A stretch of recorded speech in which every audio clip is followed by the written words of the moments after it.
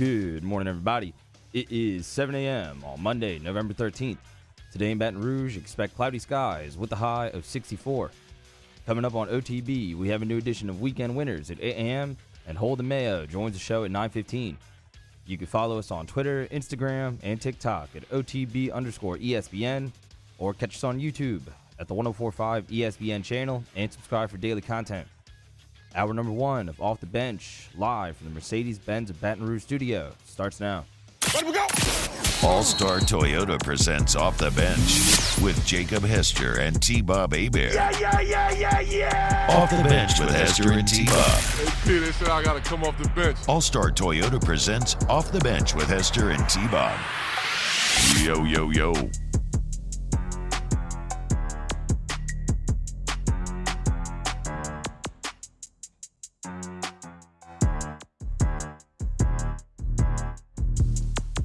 Yo, what's happening, yo? Welcome in. It is Monday, November 13th, 2023. And, well, you got to witness history this weekend in Death Valley, and I think many of you were there to witness it. Elite stadium vibes on Saturday, 100K strong. Just a great weekend if you're an LSU Tiger fan. However, in classic fashion, this tends to be the way things go. Maybe not as good of a weekend if your main interest is the Saints. Alas, such is life. Pelicans as well are kind of remain in disappointment. But that's fine because, look, mainly we're going to cover it all today. Mainly, we will be starting with LSU in hour number 1, like we always do, a bit of a film review. We're actually going to move weekend winners today. So we got some analytical numbers and data, right, that talks about how peak listenership is actually 8 a.m. So we're going to move things around a little bit. At 8 a.m., Brian Kelly had some really just, we'll get into some of the film stuff again, but Brian Kelly after the game had some 3 answers that I think are very worth playing that you don't normally hear a head coach say.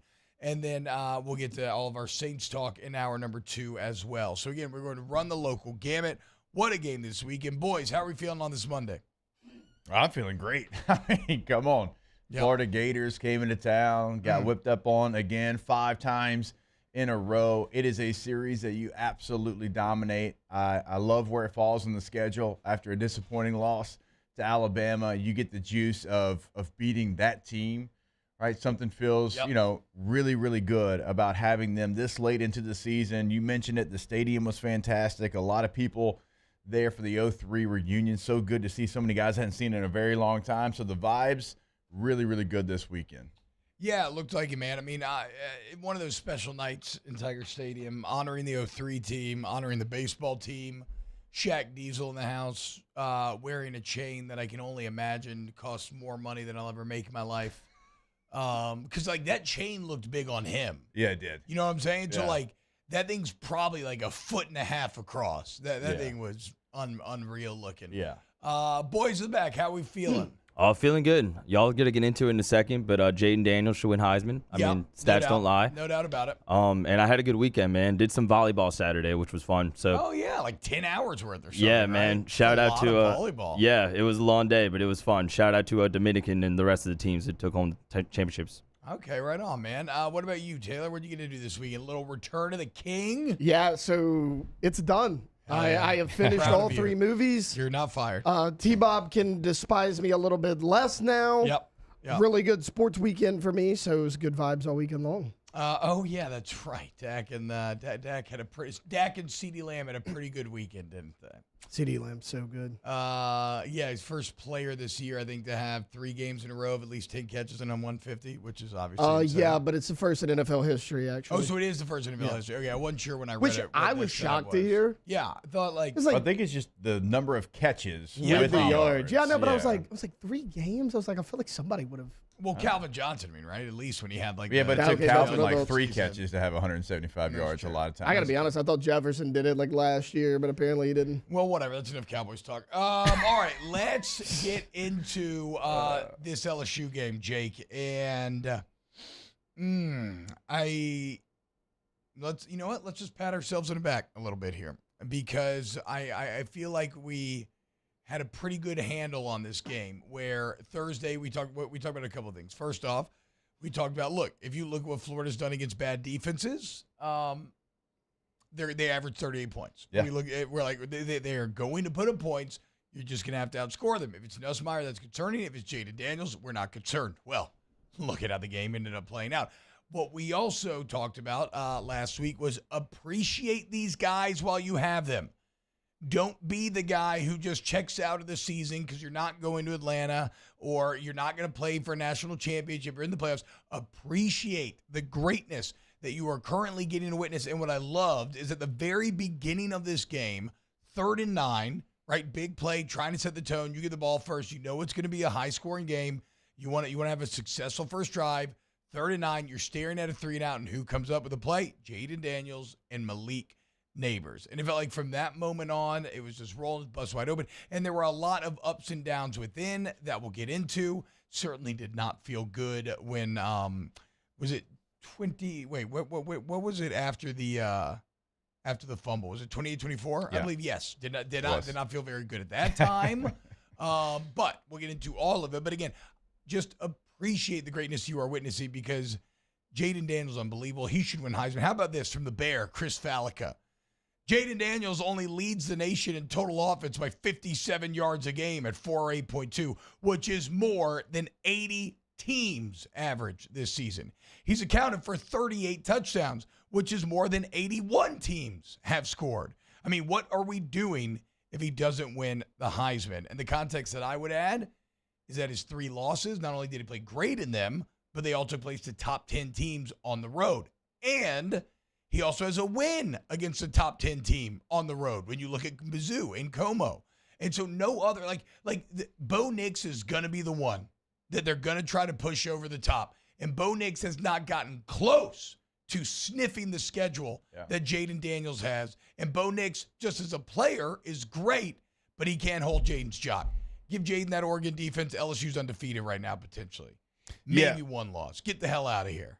Yeah, and you're right about Nix. like the game flow, 28-24, like the only time that it even really felt any kind of a little hairy, because you always felt like, and we had this so many times when 2019 was playing, it's fine if you score points. That's great because you're literally not going to stop this offense. Yeah. Like that's the only time, 28-24, because you had the fumble kickoff. You're like, oh man, hold up. Like, is this going to happen again? But then they come right back. And the things that he's doing, like there's no other way for us to sit up here and explain how Jaden Daniels is the best player in the country and it's not close. Like we've run out of ways. Yeah. It's just facts. Like it's truth. Like there's nothing else that we could sit here and try to convince you. If you're not convinced now, then you just don't know what you're seeing and you don't know football. Or you don't know something or you're just holding a grudge or something, because the things that he is doing, I mean, they're world class right now. Nobody else is even in the same category. So the game that he just had, a game that we've never seen before, like literally a quarterback has never thrown and ran for that many yards in a game. Yeah, 350 and 200 in was FBS the history. cutoff. Yeah, History. It's never happened. He didn't do it against Directional School U. He did it against the Florida Gators. And I don't care that Florida's 5-5. When a quarterback runs away from Florida Gator DBs and it looks easy, that's special. Like that is rare. That he did not do that against some, Sun Belt team. No disrespect to the Sun Belt. Anything like that. Yeah, no, this wasn't a cupcake game where he just got hot and went off. He did against legitimate SEC competition. And he did it in a game where his team would have lost had he not done it. Yes. So so it wasn't like you were just running away with the game and dominating. He just continued to dominate. No, he made the plays that he had to do. Like we talk a lot of empty calorie games. This is the complete opposite. Yeah. This was high protein, complex carbs, simple fats, LDLs, whatever it is they used to tell us in kinesiology. This was a volume-heavy, mass-building, healthy-ass meal of a game right here that you had to have, otherwise you were not going to win. In every situation, yes, with his legs, and we are probably going to talk about, hopefully we can show the 2 different touchdown runs that he had. I mean, the 85-yarder, Todd Polies went back to like 1943, and he still couldn't find a quarterback that had a longer rush. So I'm going to assume. In LSU history? Yes. Oh, yeah. In LSU history. I'm going to assume it's the longest one. But like so many different plays. Like, in fact, like the 6-yard touchdown pass to Noah Cain. was one of the more impressive plays that he had all night long. You're like, wait a minute, he had so many. A 6-yard, yeah, because of how he bought time, didn't panic, didn't try to force something, didn't just lower the ball and run. He waited, and then a running back came open. It was a crucial play in the game, and he throws a pass. It's 6 yards, but it was like he made that play because of who he is. Well, and then how about Noah Cain and the running backs? And you saw this a few times tonight. Look, okay, pass pro, nobody's there. So, scan. I'm out on a route. You become the outlet for Jaden. It's everything that we've talked about for years now. And it was very interesting. In the postgame press conference, Brian Kelly actually opened up the press conference talking about Noah Cain and Josh Williams. Before anybody said anything, he immediately wanted to get that out there. And he's like, I know we're going to talk about Jaden Daniels. And he would go on to, defend and advocate for Jaden Daniels vociferously, Jake. Vociferously. You're going to spell that one for me, too. And I already saw that he's going to be on SEC Network at 10 a.m., and certainly a part of me is like, well, what the hell did he come on this show? But whatever. Dorian will be in a full turkey costume when that happens, if it makes you feel better. God, because every time he sees Dorian, he's always just got something stupid on. And Dorian has to say, before Dorian talks, he has to say gobble, gobble before every sentence. Oh, yeah, that's really annoying.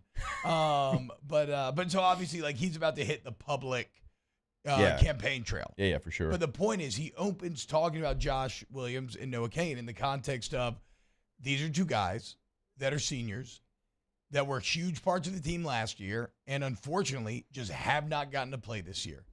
And as he talked about, this current era of college football where, and none of this is wrong, right? But it is true, where a lot of it can be more like me, because now there's opportunities to make money, right? And so you do need to look out for yourself and your best interest at more of a level than you did in the past.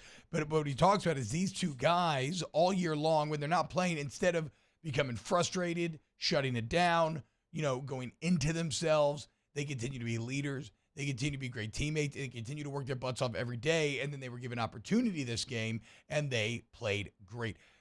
Josh Williams may have had the best, how do you phrase it? Okay. So, off the ball MVP game. Yes, I actually love the off the ball one as well. I'm not to brag, boys, I'm a 2-time winner of the Jeff Boss Unsung Hero Award. Are you really? Years in 10 and 11. Wait, hold up. So Josh Williams. Star that. Josh Williams, this is the best unsung hero performance I've maybe ever seen out of a running back. I mean, he was all over, and he had a couple big plays with the ball, but he was all over the field. And some of the blocks this dude was throwing, oh my God, y'all. It was just awesome. And so if you're wondering, and look, this extends to the wide receivers when you talk about downfield blocking, and obviously the O-line's great, but when you see these big plays pop off, it's because everybody's bought in and everybody's doing their job.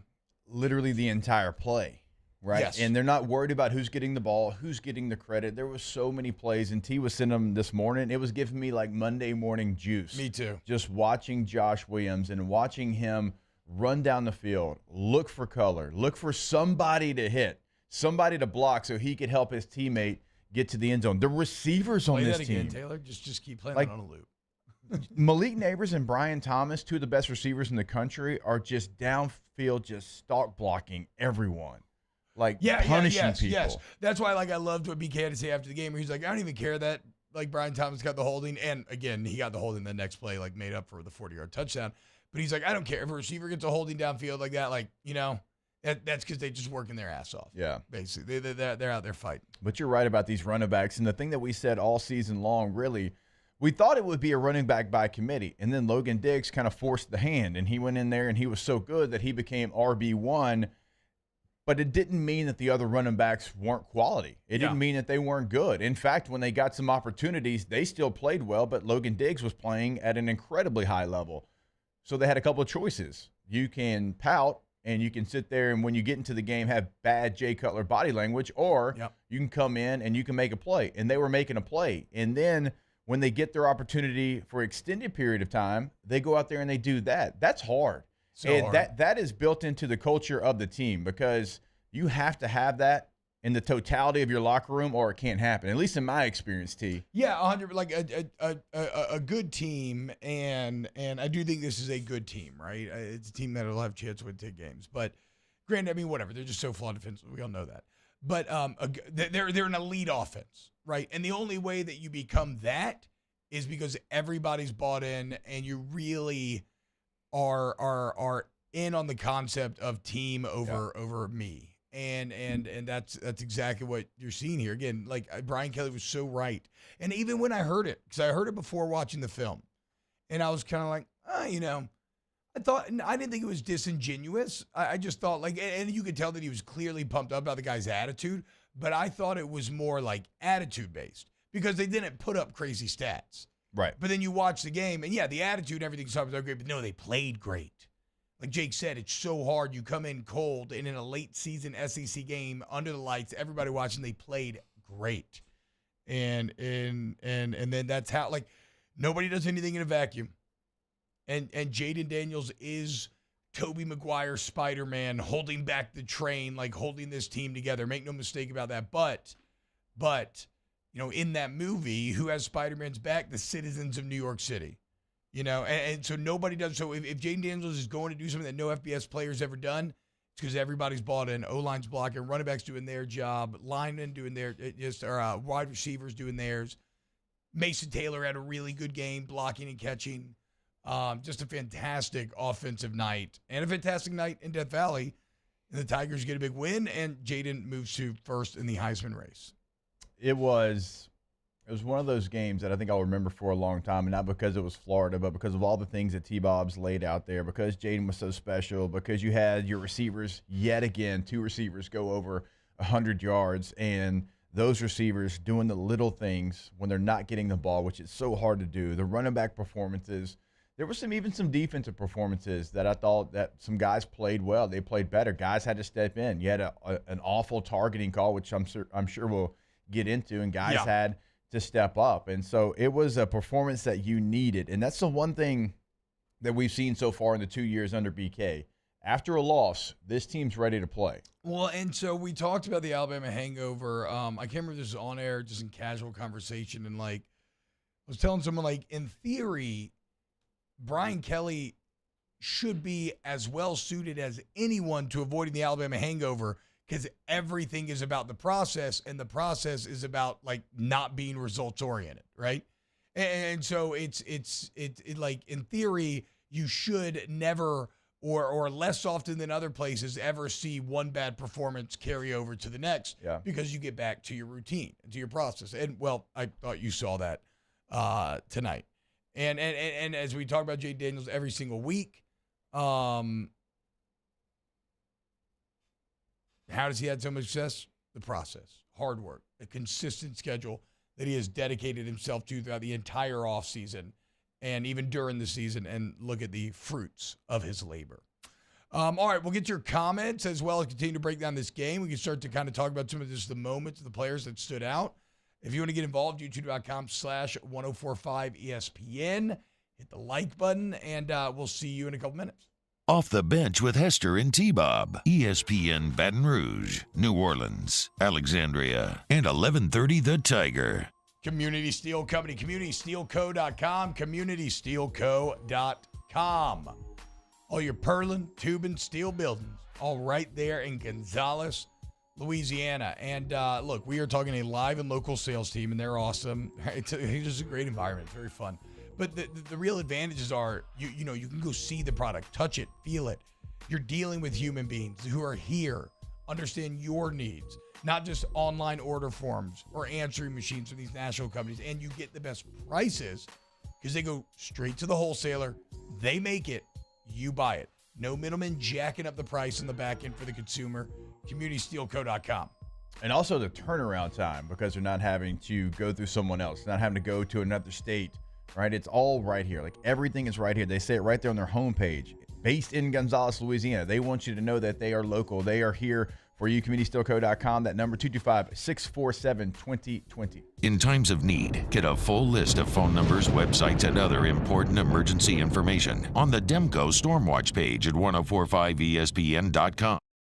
Bayou Chrysler Dodge Jeep Ram has $20,000 off MSRP on new 23 Ram 1500 trucks. $20,000 off plus no payments for 90 days on new 23 Ram 1500 trucks. All with Bayou's 1 million mile warranty. The crew at Bayou Automotive is going to do right by you.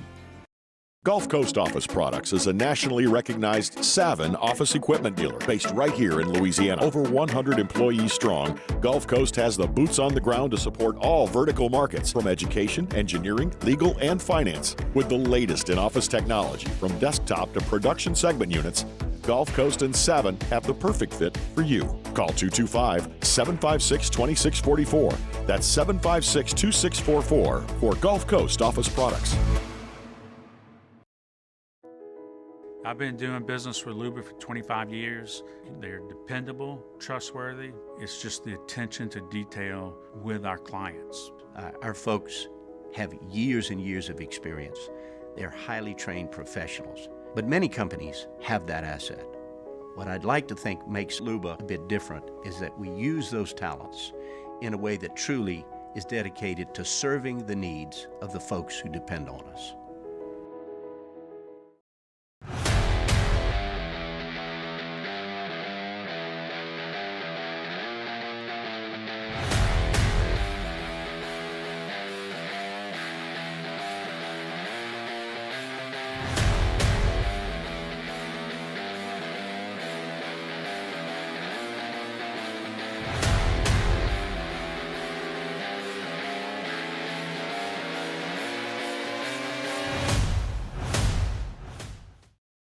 Dylan Cruz here to tell you about Six Rings Baseball and Softball Camp. If you live on the North Shore and play ball, go to Six Rings Camps with former LSU assistant coach Dan Canaveri. His knowledge is second to none, and your child will improve and have fun doing it. Camps were held at Coquille Park and Six Rings Academy in Covington with 4 sessions over the summer. Full day and morning only sessions are available from ages 7 to 13. Go to sixringsbaseball.com or call 985-206-9096. Learn the game to love the game. Scoocha, fall in the air. Fall is right around the corner, which means fall fishing is, which means it's time for you to take your boat to the next level with front-to-back boat service in a bunch of different ways. You want a custom stair job, you can have a ton of fun out there on the water. They can do that. What about a spot lock trolling motor? So you stay right where you need to in casting lines. Or sonar that's let you see the fish under the water before you cast. All of your maintenance needs as well. For 38 years, they've been at it and will continue to do so. The Sherman family of front-to-back boat service. At Relief Windows, we're more than windows. We're windows, doors, hardy plank, and vinyl siding. But our number one product is always customer satisfaction. Matt Moscona inviting you to join us for Monday's AFR, presented by Relief Windows. We're recapping LSU-Florida. We'll hear from Brian Kelly, and we'll recap Saints and Vikings. Join us for Monday's AFR, 3 to 6, 104.5 ESPN, Baton Rouge.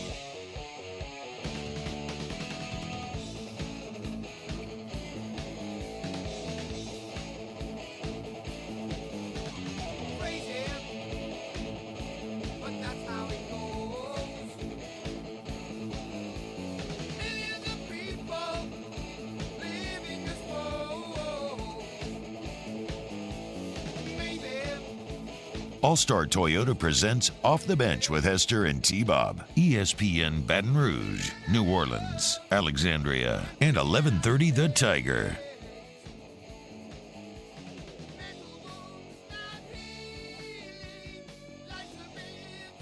What up, y'all?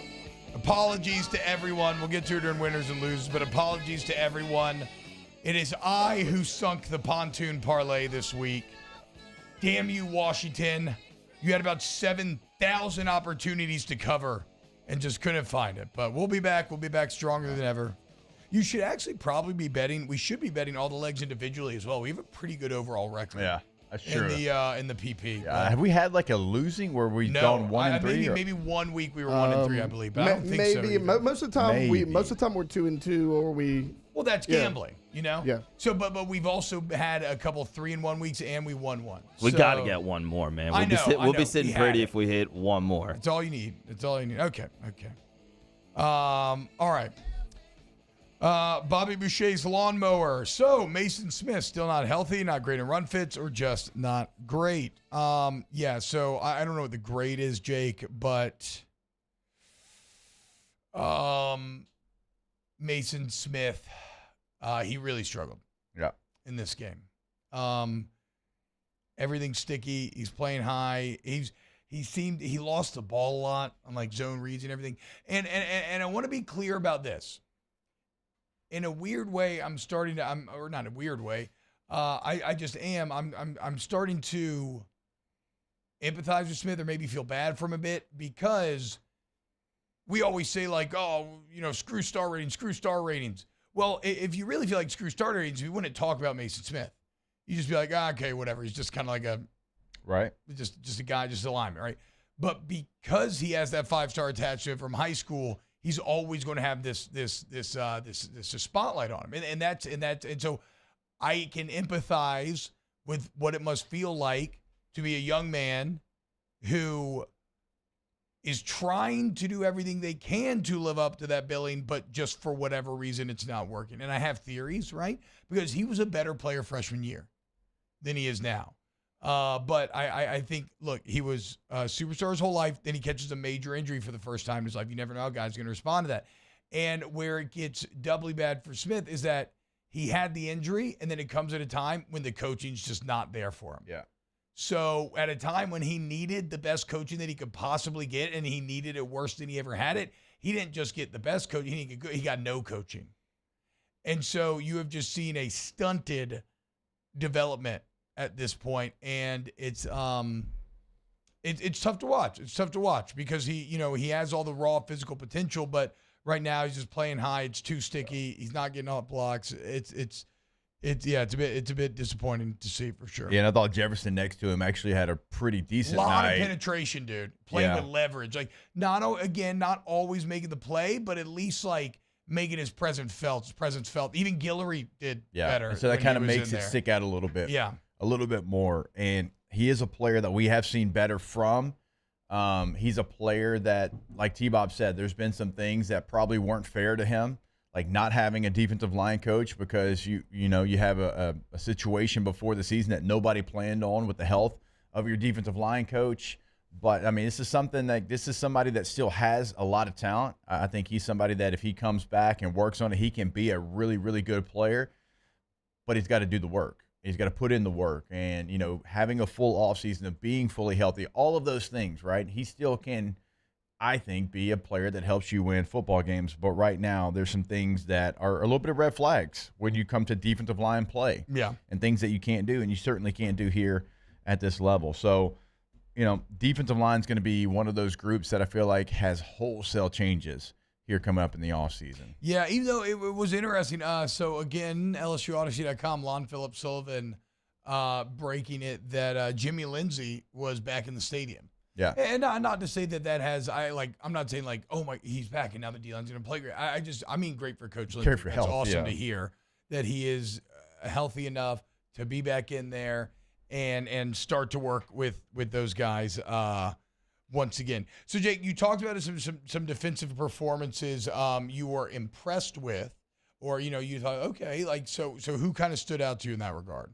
Swinson, I thought, had another nice game off the edge. The most consistent edge pass rusher all year long. Sure. I think so, and he graded out, pass rush 91. Oh, wow. And it felt like the tape was close to that. Maybe even that might even be a little bit better than I thought it was. But I thought he had a nice night. I thought Jefferson had a nice night. I thought Sage Ryan in coverage. Now, run fits, there was a couple of plays I thought Sage struggled a little bit. But as far as coverage, I thought Sage Ryan might have had his best game at corner. Yeah, well, and the 4th and 3 pass breakup was huge. A play that was caught, but not giving up on the play, keep fighting, and then he punches that ball out perfectly to turn it over and essentially end, any hope that the Florida Gators may have had remaining, and set up the cover for all you gamblers. Shout out the defense. A couple of big stops at the end, not just doing it for pride, but doing it for the homies as well who backed LSU with their money. Toviano played, for a freshman. I like Toviano's. You can see it. Yeah, yes. You can see that what we heard and what the recruiting,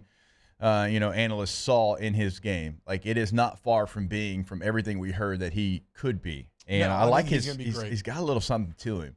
Mm-hmm. A little 7:30. I'll save that. Yeah, a little. You know what? Urine vinegar. Yeah, there you go. Well, urine and vinegar. But yeah, he. God, that sounds awful. But I agree. I like it. He ain't afraid to put his head in there. Right. I like his run fits. I like his physicality. He plays confidently. I think Javian Toviano is going to be a great player for you eventually.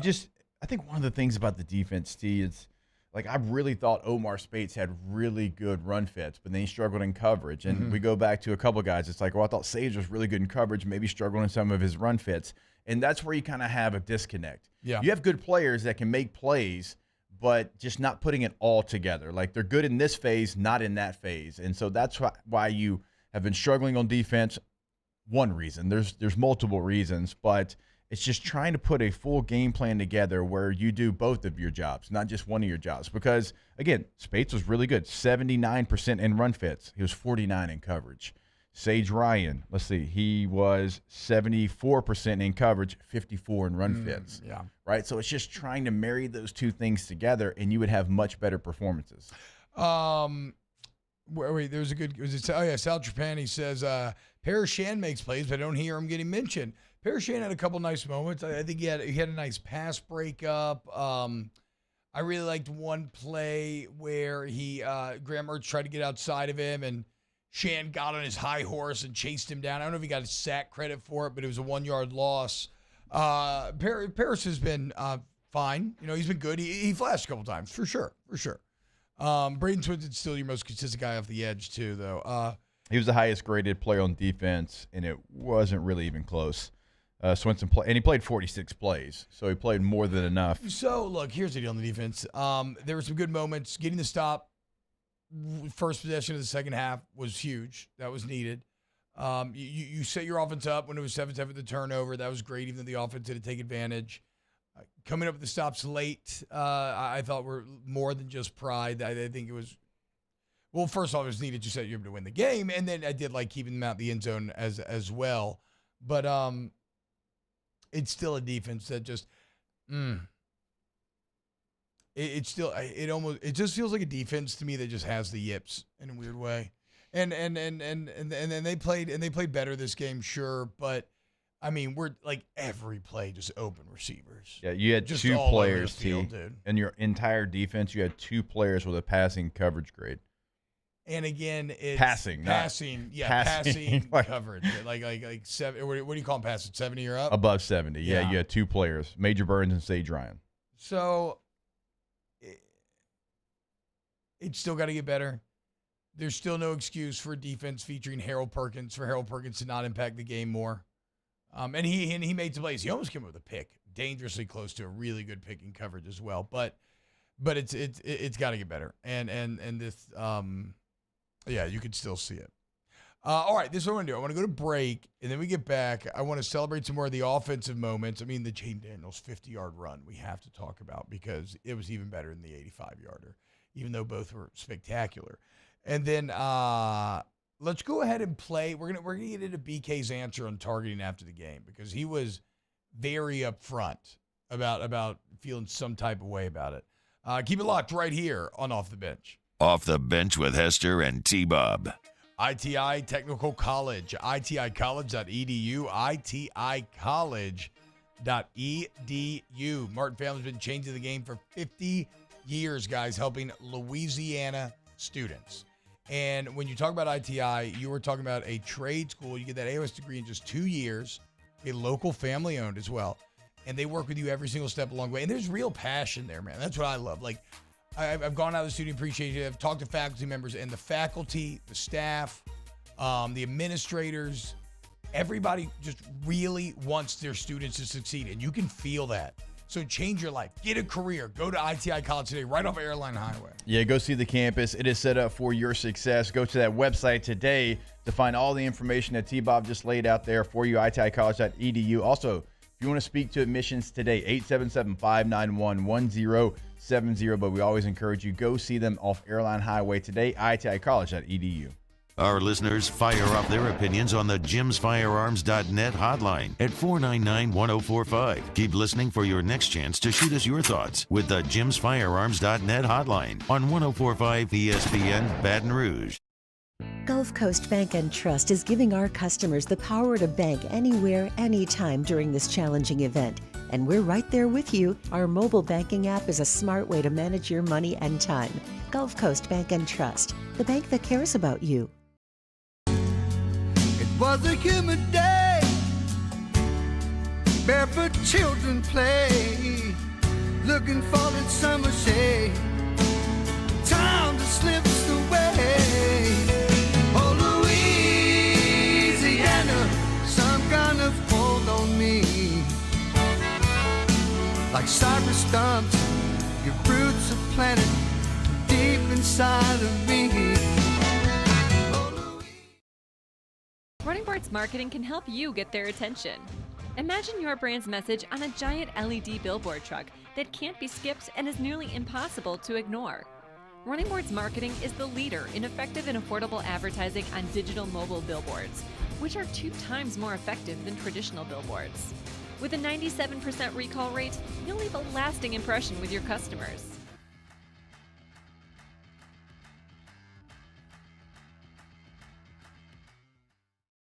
Electricity is all around us, and our families depend on it. Every day is sparked by the power of a cold drink or a warm meal, a movie night, and a comforting light at the end of a dark hallway. From sunrise to sunset, playtime to bedtime, our team is ready to take care of your electrical needs. Even in the case of an after-hours emergency, the light in your life shines brighter with Mr. Electric. Gulf Coast Office Products is a nationally recognized Savin office equipment dealer based right here in Louisiana. Over 100 employees strong, Gulf Coast has the boots on the ground to support all vertical markets, from education, engineering, legal, and finance. With the latest in office technology, from desktop to production segment units, Gulf Coast and Savin have the perfect fit for you. Call 225-756-2644. That's 756-2644 for Gulf Coast Office Products. I've been doing business with Luba for 25 years. They're dependable, trustworthy. It's just the attention to detail with our clients. Our folks have years and years of experience. They're highly trained professionals, but many companies have that asset.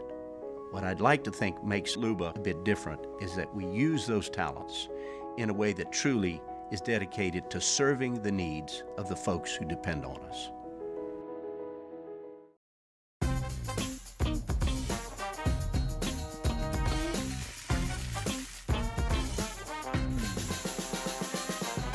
The best for the Monday edition of Live at Lunch, live from Walk-Ons in Bruley. Jimmy, Charles Hanegraaff, Max Gotro, and all of our guests. It's Monday, 10 a.m. to 1 p.m.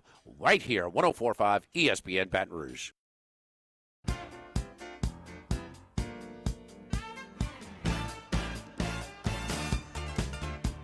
All-Star Toyota presents Off the Bench with Hester and T-Bob. ESPN Baton Rouge, New Orleans, Alexandria, and 1130 The Tiger. Welcome back, y'all. Welcome back. OTB. Oh,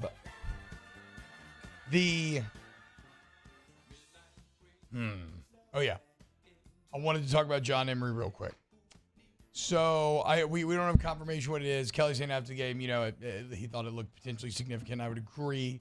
From my non-medical opinion, watching live, it has a lot of the elements of a torn ACL, from the angle to like the non-contact nature of it.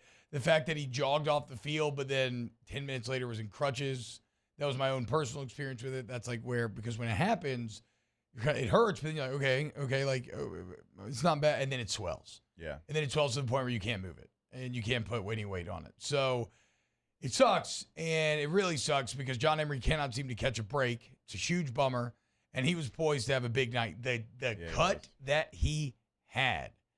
I mean, Taylor, I don't know if there's any way of getting the video that I texted to the group, but the cut that he had from the end zone view is an all-time cut. My boy Carlos texted me, and he said it's like, if this was like an and one video, this would be when the game just stops because the crowd just rushes the court. Just drop the ball. Yeah. Because they just saw something so nasty. I mean, he broke this dude down. So, I mean, what does this mean for Emery? This was his last year? I would eligibility? imagine so. Well, I don't know about that. And now he came in 2019. But eligibility in NCAA football, in any sport in the NCAA, nobody really still knows. Like, this feels like the last couple of years of that, but you get the extra COVID year. But so we'll find out. We'll find out. I mean, there's so much raw potential, man, and it's just all gone so wrong here. And I just hope that maybe he finds a way, if he has college eligibility left, or he's one of those great stories that, like, you know, he keeps grinding, makes a P squad, works his way up, and I still feel like that. It's going to have to be that path, unfortunately. Yeah, for sure. So, I'll say this, okay? I know John has had some things, you know, academically, whatever, okay? I know there's been reasons why he's had to go away and then come back to the team. A lot of people have a lot of things to say about that. I'll just tell you that this is a good young man, and I mean it. Like, I'm not just saying it because he plays for LSU. I have had many conversations with John Emery, and this is somebody that he has worked hard. He has worked hard, and he's taken everything that's happened to him, like, he takes it. He doesn't try to blame other people, and he has worked his butt off to get back on this team, and he is somebody that number one running back in the country coming out, but never complained or blamed anybody else or talked about, man, this guy's just not giving. No, he's everything that's ever happened to him. He's like, hey, it's been me. And then he goes to work and he has found a way, and he has just fought so hard this year to be on that football field and be a part of it. And you hate anybody getting hurt, but man, just to know what he went through to try to get back, the work he put in, all of those things, man, I hate it for him. And I don't know what the future looks like. I don't know if he has another year, if he can apply for another year. I don't know that. But I feel confident in saying if he doesn't, it will be a hard, long road to get to the NFL because of the position you play, because you just had an injury and kind of how the career went. But he is a Sunday player, and he will fight. In my opinion, he'll fight and do everything he's got to do to find his way to a roster. And then he'll have a future on Sundays because he's that talented. And with things like the XFL, you know, there's more pathways now that are potentially open to you if that's what you want to do. Maybe he's done. You know, I never know, man. It's a lot of adversity that he's had to put on his shoulders. Speaking of adversity, obviously Jaden Daniels going through some, having to go through the concussion protocol last week. And so many LSU fans were quite peeved when, you know, obviously no targeting last week. And then Andre Sam on a seemingly innocuous run fit. Suddenly a flag comes out, then they review, and even on the review, like, some people think it's clear he led with the crown. I don't think that I necessarily agree. I didn't think he led with the crown. I thought he hit him in the shoulder, and then, well, they review, and Andre Sam ejected from the game. Here's what Brian Kelly had to say in his postgame. When you have a situation like we did, where Jaden Daniels gets hit underneath the chin, driven to the ground, and is concussed, and it doesn't get reviewed, and then we have a play like tonight, which was a normal football play where a running back is lowering his shoulder and we are trying to make a tackle. We're not targeting. We're not trying to lead with the helmet. We're just trying to make a tackle. We throw a kid out of the game. That is tragic. We're in a bad place right now. And we need to stop and figure this out because there's a lot of words I could use. But it's tragic that we threw a kid out of a game because he was trying to play football. And whatever semantics, there's going to be a great explanation about this. Oh, he used the crown of his helmet, or he did this, or he did that. He was playing football. Last week, that guy that hit Jaden Daniels was trying to knock him out. You can say whatever you want, but that's what he was trying to do. Our guy was trying to make a tackle. So everybody's smart enough to figure that out. But we have two different outcomes. We got to figure it out.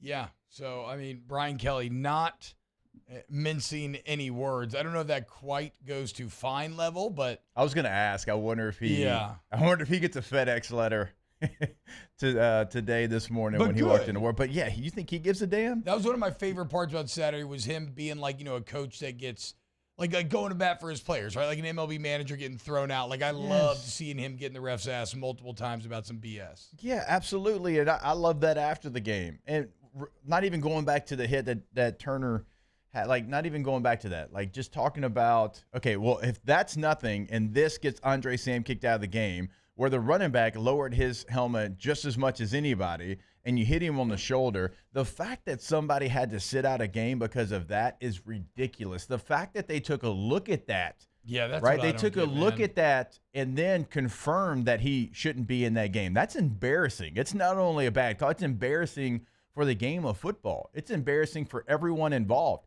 Again, you should have to explain to me why, because a coach is going to probably get fined because of what he said, and he's exactly right, but you're just going to be okay with it, not have to really give me an explanation of what happened. You got to tell me why you kicked Andre Sam out of the game. I'm not, like, let's not even talk about the hit last week in Tuscaloosa. That is what it is. We've already talked that to death. I understand that.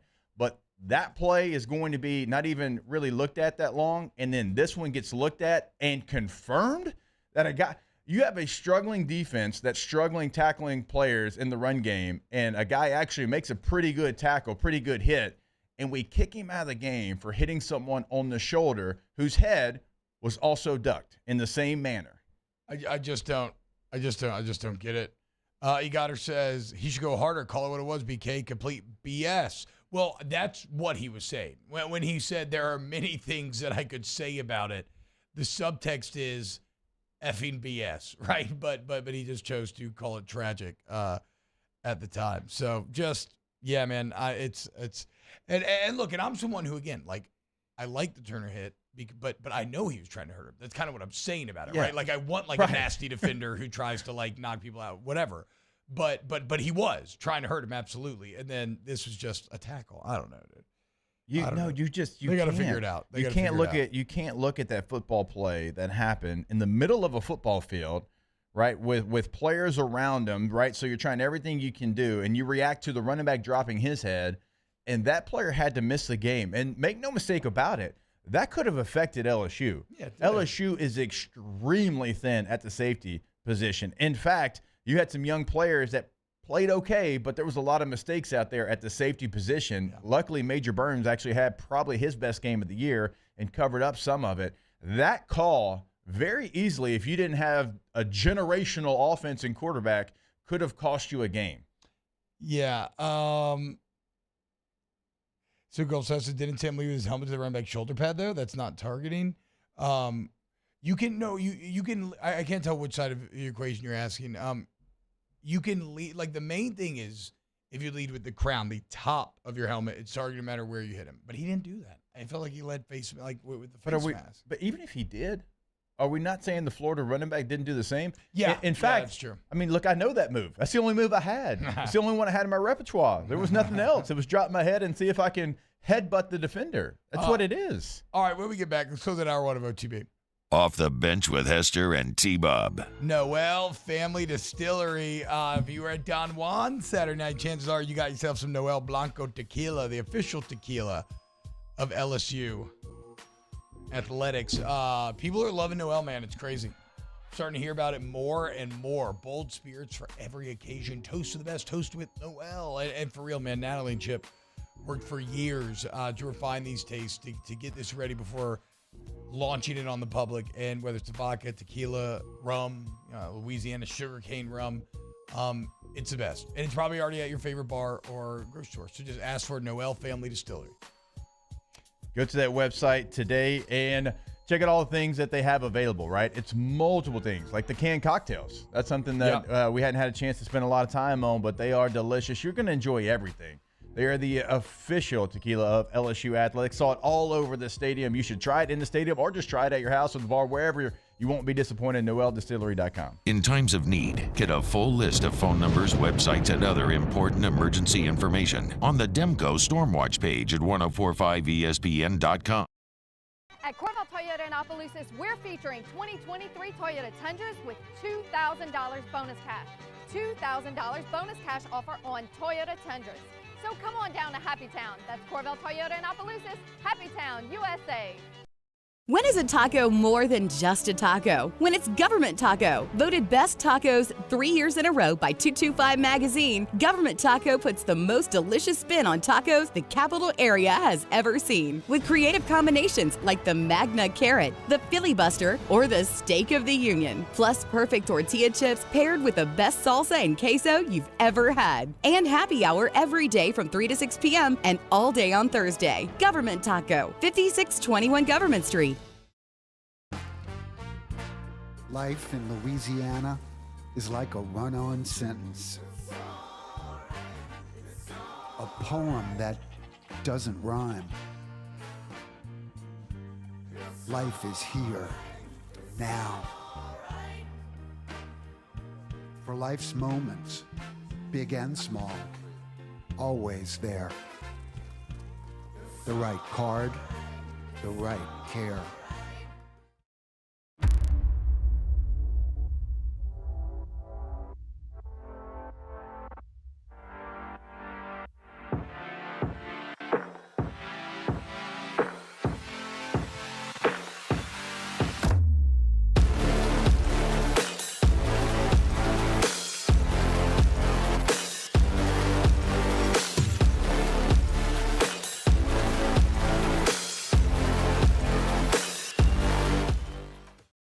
Dylan Cruz here to tell you about Six Rings Baseball and Softball Camp. If you live on the North Shore and play ball, go to Six Rings Camps with former LSU assistant coach Dan Canaveri. His knowledge is second to none, and your child will improve and have fun doing it. Camps were held at Coquille Park and Six Rings Academy in Covington with 4 sessions over the summer. Full day and morning only sessions are available from ages 7 to 13. Go to sixringsbaseball.com or call 985-206-9096. Learn the game to love the game. Scoocha, fall in the air. Fall is right around the corner, which means fall fishing is, which means it's time for you to take your boat to the next level with front-to-back boat service in a bunch of different ways. You want a custom stair job, you can have a ton of fun out there on the water. They can do that. What about a spot lock trolling motor? So you stay right where you need to in casting lines. Or sonar that's let you see the fish under the water before you cast. All of your maintenance needs as well. For 38 years, they've been at it and will continue to do so. The Sherman family of front-to-back boat service.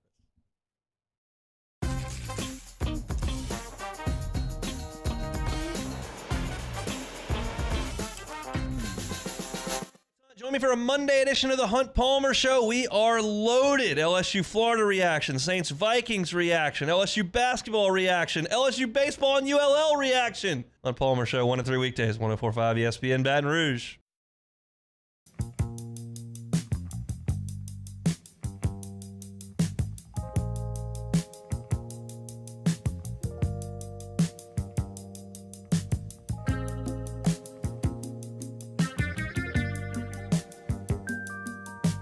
All-Star Toyota presents Off the Bench with Hester and T-Bob. ESPN Baton Rouge, New Orleans, Alexandria, and 1130 The Tiger. It's an interesting quote from our tweet from our guy Cody Worsham. It says, a Heisman moment, no surprises here, but Jaden Daniels has dominated the Heisman conversation online, some notable numbers. Jaden Daniels' Heisman conversation generated a reach of 64 million online yesterday and 97 million in the last 7 days. No other candidate compares. The next closest on Saturday was 1/8 of Daniels' reach. So, yeah, people's talking. The only thing that I worry about is people are going to want to crown Bo Nix because Oregon's good. And if he gets a Pac-12 championship game and performance. Jaden's going to be sitting at home on championship weekend, and Bo Nix will be playing Washington likely.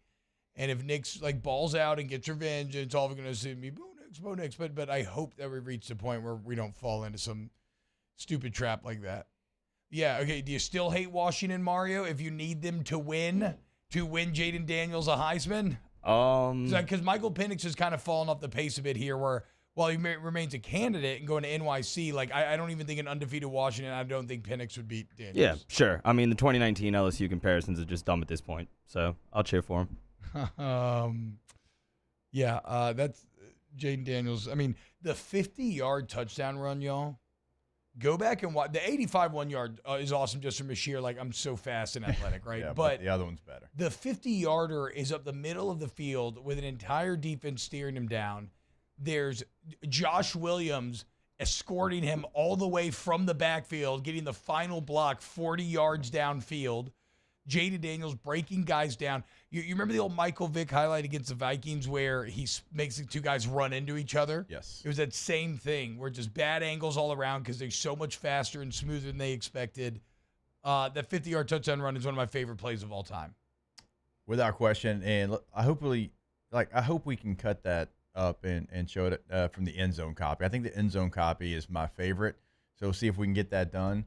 But before we go to our last break of hour number 1, if you were coaching in the Texas A&M Mississippi State game this weekend, well, the game went well for A&M, bad for Mississippi State. But at the end of the day, everybody kind of lost. Zach Arnett out at Mississippi State. Yeah, which we saw coming a mile away, but that is funny. It happened to both of them the same day. All right, we'll break it down next. Off the Bench with Hester and T-Bob.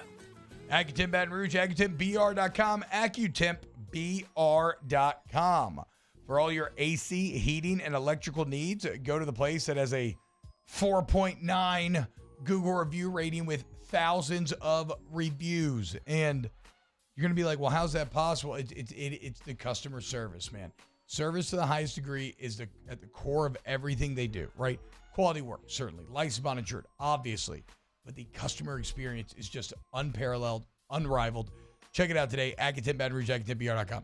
You can go to that website T-Bob gave you. You can schedule that appointment online. And remember, they're going to probably come out today. I mean, that's kind of service that you're going to get. I know certainly they've done that for me. They'll do it for you as well. But also, you're going to know exactly who is coming into your home. You're going to get a bio, a little bit about that person, how many years they've been in the business, and you know you're going to get quality work because the ratings don't lie. Go to the website today, AccutempBR.com. Bayou Chrysler Dodge Jeep Ram has $20,000 off MSRP on new 23 Ram 1500 trucks. $20,000 off plus no payments for 90 days on new 23 Ram 1500 trucks. All with Bayou's 1 million mile warranty. The crew at Bayou Automotive is going to do right by you.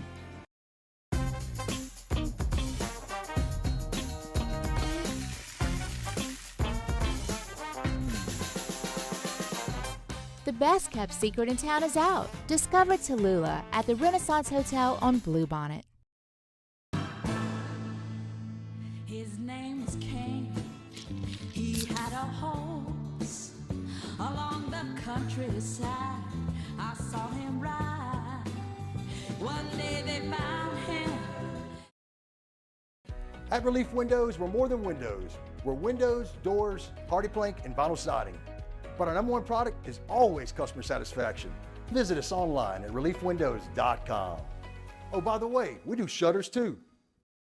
The world's leaders in obesity research, obesity medicine, and obesity science are right here. We're doing something that no one's ever done or trying to answer a question that no one's ever asked before. Pennington is a real jewel when it comes to research. We are finding the solutions to the world's worst chronic disease, which is obesity. Louisiana needs Pennington Biomedical. Breck teamed up to reimagine your parks, and you imagined big. With your help, we went to work, creating 12 beautiful community parks across the parish. A family-sized water park, miles and miles of trails, and parks just for your dogs. There are more places to splash, to explore, to run wild, and even soar. You imagined, we delivered. Gold. Breck, your #1 park system in the nation. Running Bart's marketing can help you get their attention. Imagine your brand's message on a giant LED billboard truck that can't be skipped and is nearly impossible to ignore. Running Board's marketing is the leader in effective and affordable advertising on digital mobile billboards, which are 2 times more effective than traditional billboards. With a 97% recall rate, you'll leave a lasting impression with your customers.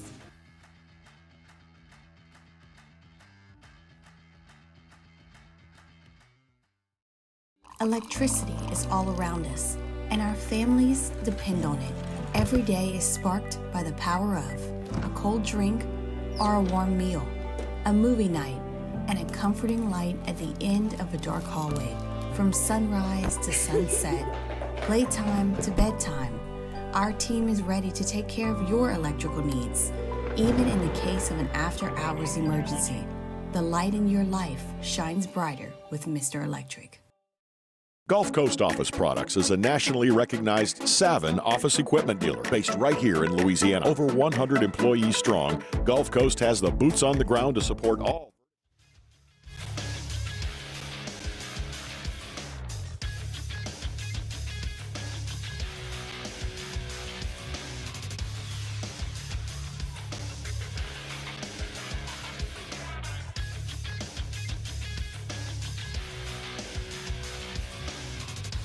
Good morning, everybody. It is 8 a.m. on Monday, November 13th. Today in Baton Rouge, expect cloudy skies with a high of 68. Coming up on OTB, we have a new edition of Weekend Winners at 9 a.m. You can follow us on Twitter, Instagram, and TikTok at OTB_ESPN, or catch us on YouTube at the 1045 ESPN channel and subscribe for daily content. Hour number 2 of Off the Bench, live from Mercedes-Benz of Baton Rouge studio, starts now. Let we go! All-Star Toyota presents Off the Bench with Jacob Hester and T-Bob Hebert. Yeah. Off the Bench with Hester and T-Bob. Hey, Peter, they said I got to come off the bench. All-Star Toyota presents Off the Bench with Hester and T-Bob. Yo. Yo, what's going on, y'all? Welcome in. OTB, hour number 2. Look, normally we start with weekend winners here. We're going to start to shift things on Monday. We're doing winners at 9 a.m. And the reason being, we've learned that this is kind of the peak listenership time.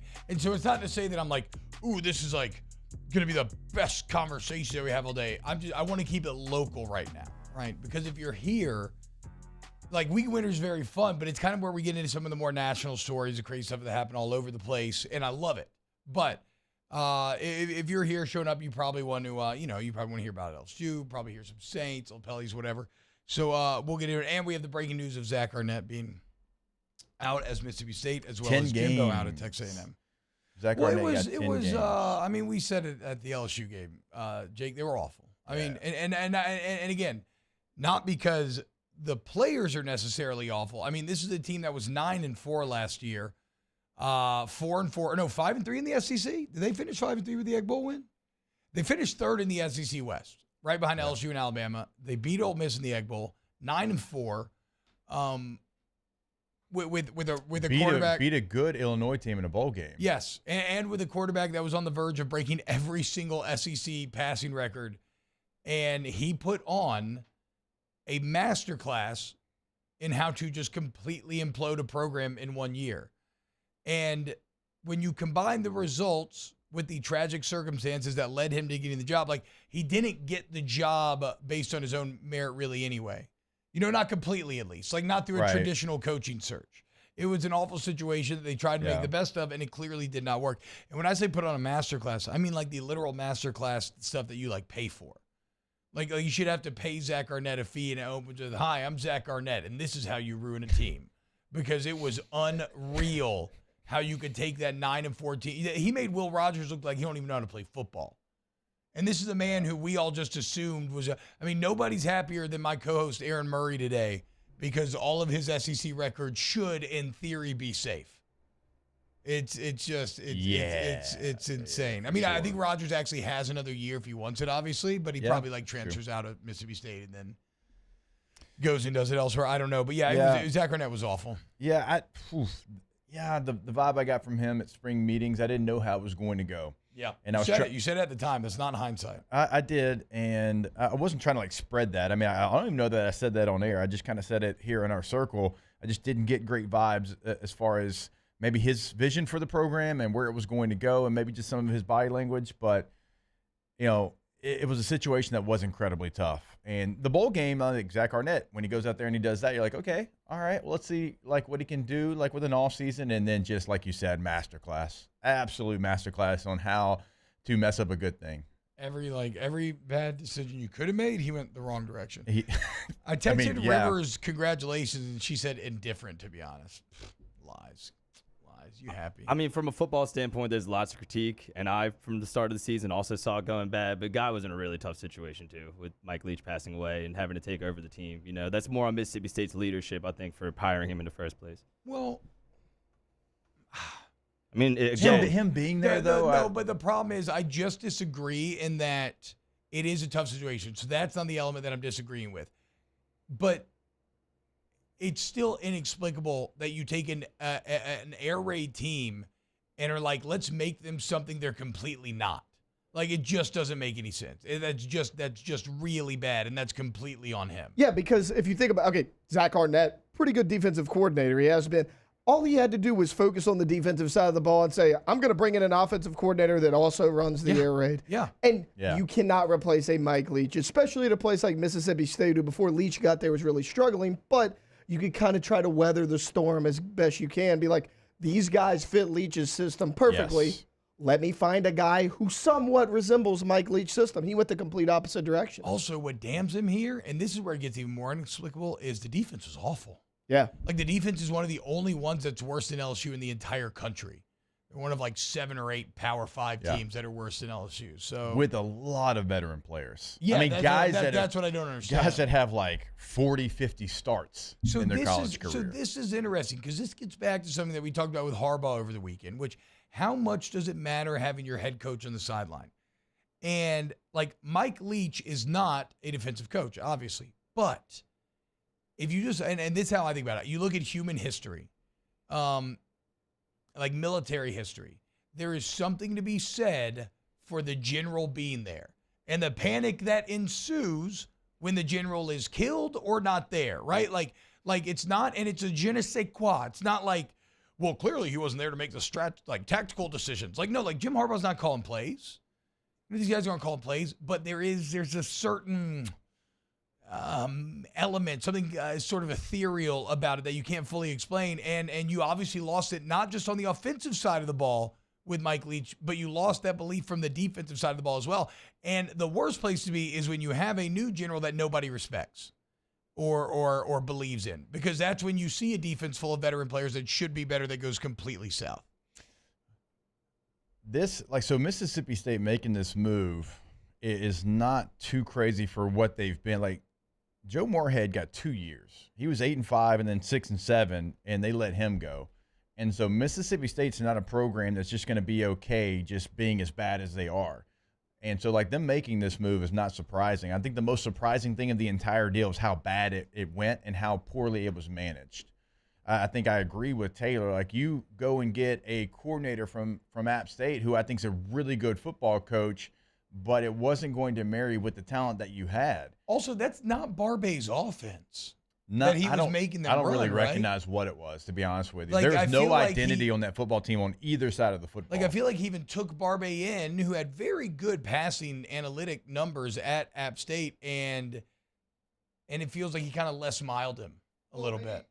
Maybe that's the thing. Maybe Arnett was like, I have to control maybe the offense and the defense, because you mentioned like his defense was worse this year too. So maybe he gave half of his effort towards the offense, half of it towards the defense, when it should have solely been on the defense and just let the offensive coordinator do what you hired him to do. I know a lot of head coaches are like, I don't have the ability to delegate. I got to have my hand in every single thing. Maybe that was Arnett's downfall. Well, when you don't have experience as a head coach either, and it's the first time that you've done it, and the first time that you become a head coach is in the SEC, right, at a major college football program. Like, regardless of what you think of Mississippi State, that's what they are. They're in the SEC. And your first time out, like, you don't have, like, Joe Moorhead went to Fordham. He was the head coach there before he was the head coach in Mississippi State. So, like, even that experience, you know what it's like to be a head coach and how to delegate and how not to have your hands too much in every single aspect of your football program. And so that was, like, when he got hired, I understood why they did it, but I knew there was going to be challenges. Yeah, and never forget, this is just a little local LSU flair. The word on the street is when he came in here to interview for DC that it was like the worst interview like ever. So whatever. That's very subjective. That's opinion. So but it does, I think, bear mentioning in this case. Speaking of local LSU flair, we've been talking a lot about Jaden Daniels Heisman. After reading that Cody Worship said in last hour, apparently everybody's talking about it. But we got a couple of great answers from BK after the game, talking to the media, really starting to advocate, hitting the campaign trail starts in earnest now.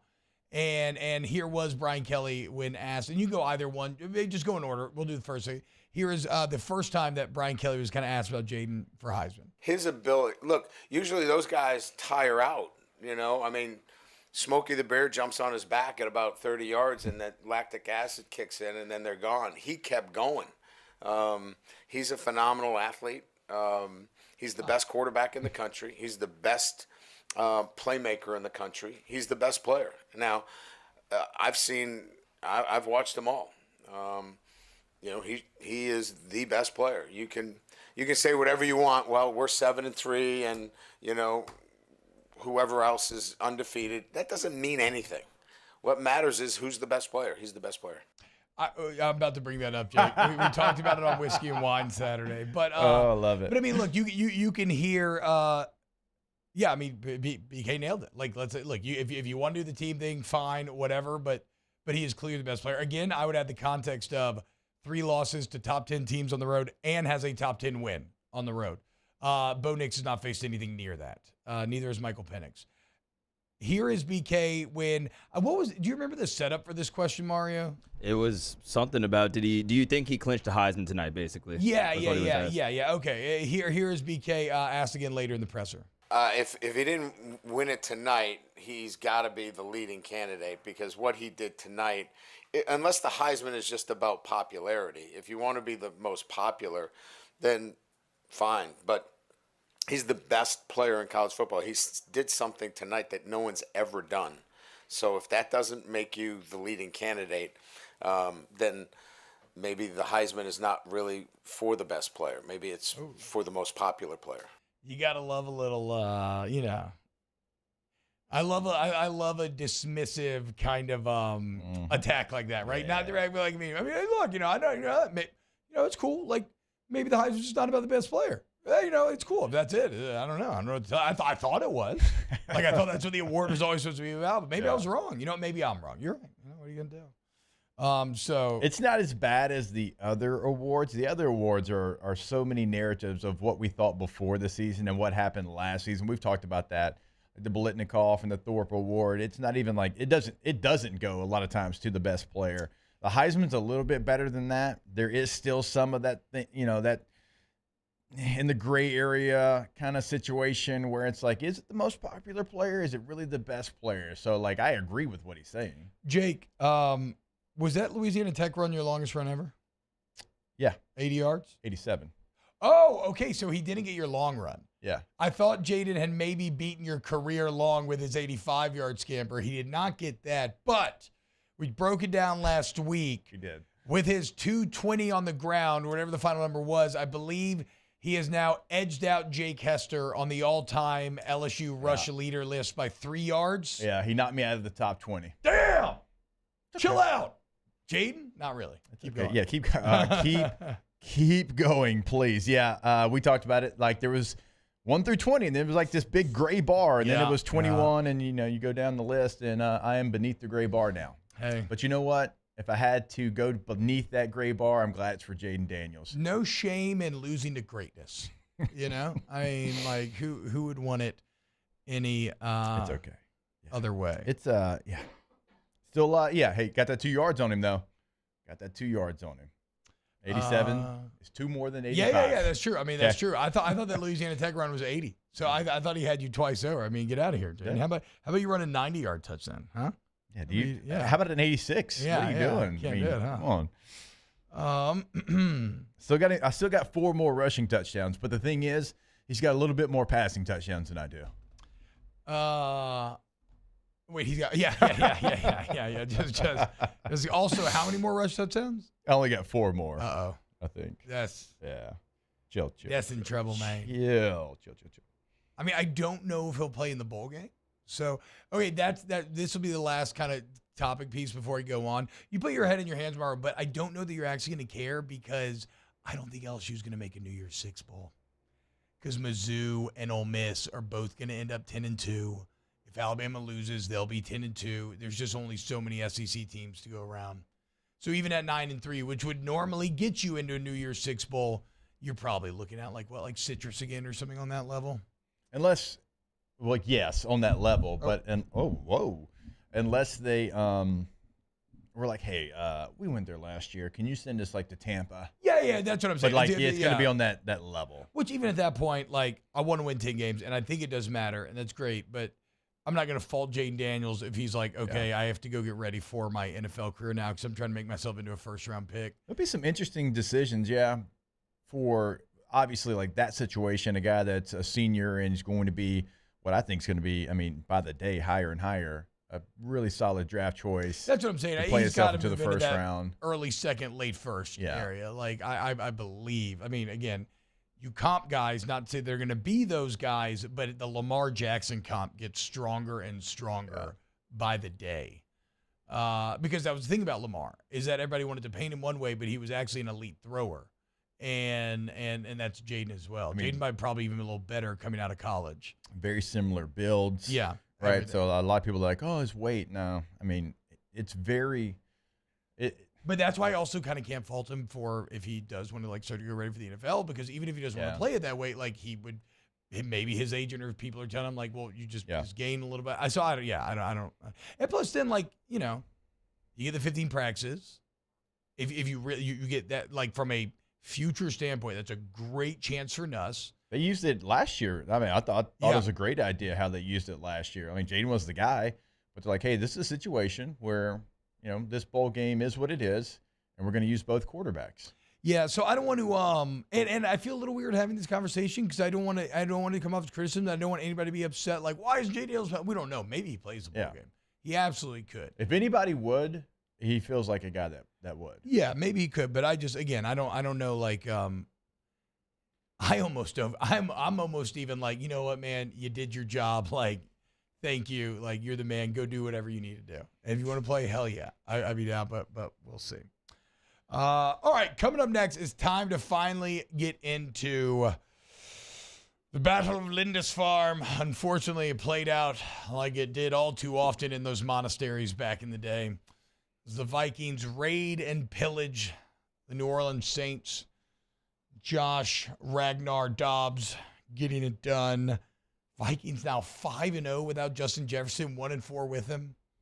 Football is such a weird, quirky game on the NFL level. It just makes no sense whatsoever sometimes. Let's start to break it down next here on Off the Bench. Off the Bench with Hester and T-Bob. ESPN Baton Rouge, New Orleans, Alexandria, and 1130 The Tiger. Get Gordon and get it done.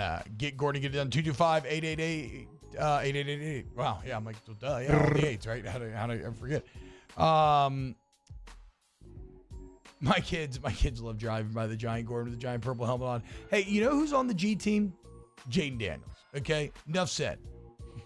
So if you work with Gordon McKernan, you and Jaden Daniels are technically teammates, right? Which means you may have a teammate that will potentially win the Heisman. He's getting it done. Gordon gets it done for you. Get Gordon, get it done. 225-888-8888. And you can get everything you need to get done on their website, right? GetGordon.com is the website. You can find past client results. You can have a chat with them right there on the website.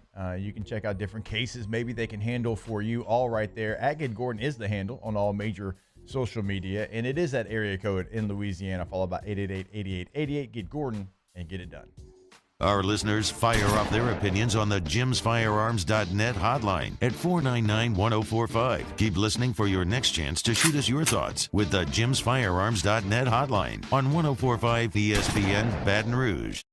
Bayou Ford is taking $10,000 off MSRP on all new 23 Ford F-150 Black Widow trucks, plus $2,750 discount APR and 5.9% for 72 months. All new Bayou Ford vehicles come with a 1 million mile warranty. The crew at Bayou Ford is going to do right by you. Electricity is all around us, and our families depend on it. Every day is sparked by the power of a cold drink or a warm meal, a movie night, and a comforting light at the end of a dark hallway. From sunrise to sunset, playtime to bedtime, our team is ready to take care of your electrical needs. Even in the case of an after-hours emergency, the light in your life shines brighter with Mr. Electric. His name was Cain. He had a horse along the countryside. I saw him ride. One day they found him. When it comes to ending cancer, we push forward, always working together for you. That's why our cancer experts at Ochsner have clinically integrated with MD Anderson Cancer Center. This means advanced cancer care, including access to life-saving clinical trials and integrating care to treat the whole you. Introducing Ochsner MD Anderson Cancer Center. Long live you. Gulf Coast Bank and Trust is giving our customers the power to bank anywhere, anytime during this challenging event. And we're right there with you. Our mobile banking app is a smart way to manage your money and time. Gulf Coast Bank and Trust, the bank that cares about you. The Windsor Senior Living Community in Mandeville, Louisiana is a beautiful, vibrant apartment community geared towards seniors. They are nestled right in the heart of Mandeville, where seniors live a more carefree lifestyle in spacious apartments with the peace of mind that comes from having a little extra help. Call the Windsor at 985-624-8040 to schedule a lunch and tour. Come see how the Windsor can be your passport to peace of mind. Dylan Cruz here to tell you about Six Rings Baseball and Softball Camp. If you live on the North Shore and play ball, go to Six Rings Camps with former LSU assistant coach Dan Canaveri. His knowledge is second to none, and your child will improve and have fun doing it. Camps were held at Coquille Park and Six Rings Academy in Covington with 4 sessions over the summer. Full day and morning only sessions are available from ages 7 to 13. Go to sixringsbaseball.com or call 985-206-9096. Learn the game to love the game. Scooncha, fall in the air. Fall is right around the corner, which means fall fishing is, which means it's time for you to take your boat to the next level with front to back. Matt Moscona inviting you to join us for Monday's AFR, presented by Relief Windows. We're recapping LSU-Florida. We'll hear from Brian Kelly, and we'll recap Saints and Vikings. Join us for Monday's AFR, 3 to 6, 104.5 ESPN, Baton Rouge.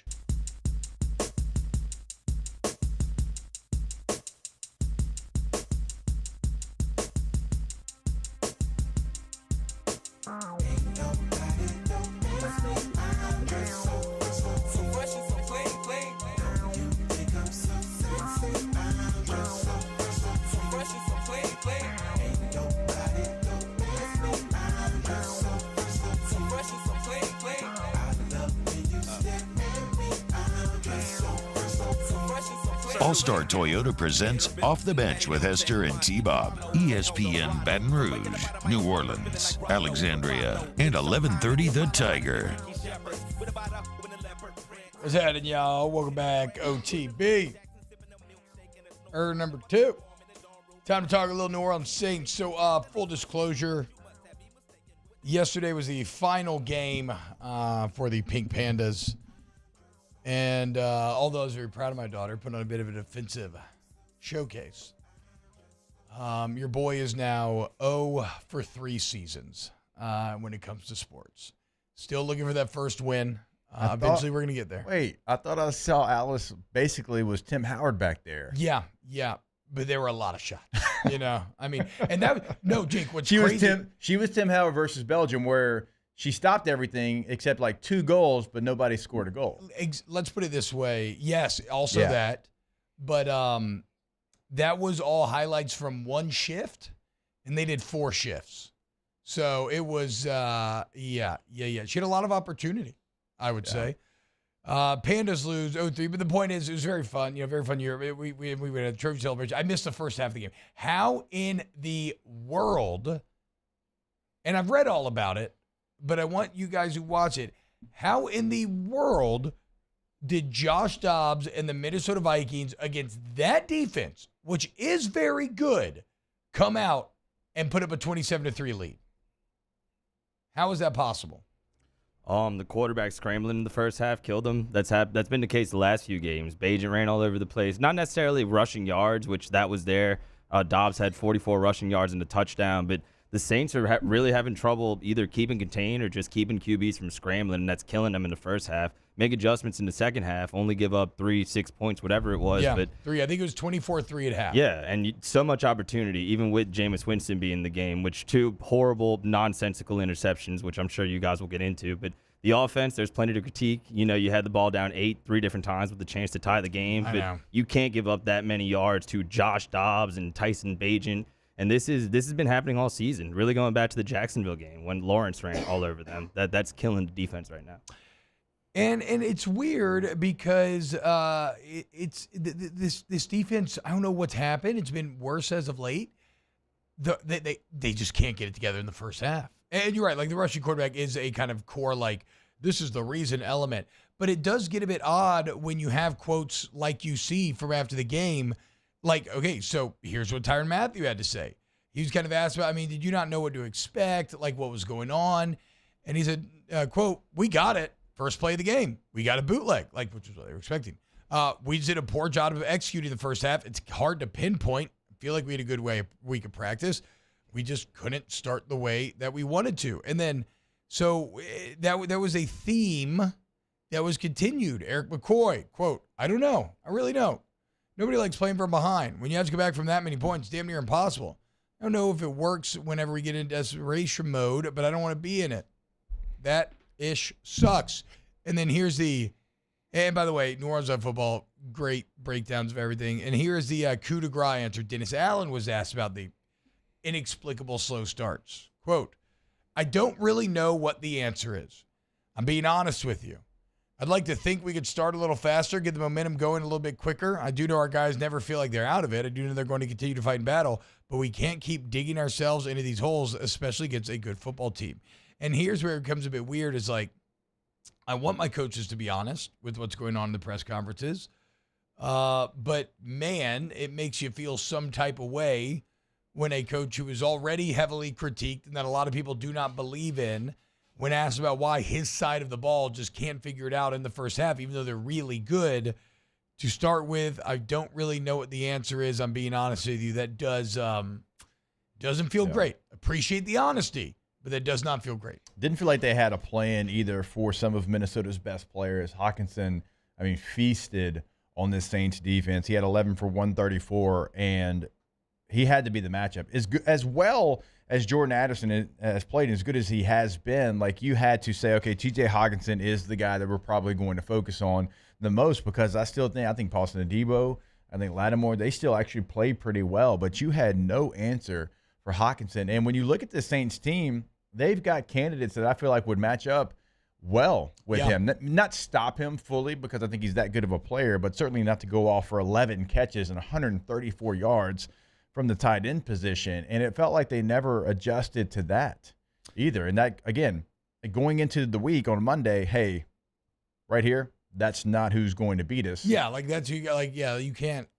Certainly when you have a quarterback like Dobbs, they're going to look for the safe play, the safety blanket. When Brock Purdy came in last year for San Francisco, whose numbers went up? Kittle's went up. Kittle's numbers went way, way up, because you're like, all right, look, I just got here. I know that I've got maybe the best receiver in the NFL not with me. Well, who's my best player? Well, it's Hawkinson, right? That's who I'm going to lean on. Those throws are easier for a quarterback than some of the routes, obviously, on the outside. And so, I was shocked when he was the player that went off. Yeah, and then the Jameis element here. God, when I tell you it hurt my heart, it hurt my heart. Yeah, our guy had it, dude. Our guy had it. The unbelievable Chris Olave catch, A.T. Perry. Now, this is part of the game we were drinking margs and Superior, giving out kids trophies, loving it. And I'm thinking, I could feel it in my gut. I'm like, oh, my God, Jameis is going to do it. And I'm going to crap all over Jake on Monday. And it's going to be awesome. And we're going to celebrate Jameis. And it's going to be finally redemption. We're going to be so happy. And then you got the full Jameis experience. T-Bob, I was watching the game. You got the full thing. Hey, I was doing the women's game yesterday, and I thought about you because Jameis goes in there 3 for 3 and a touchdown. I'm like, oh, T-Bob's excited. I look up, not 5 minutes later, he's 3 for 7 with an interception, and I was like, oh, my gosh. I was like, T-Bob's going through it. How about you keep running?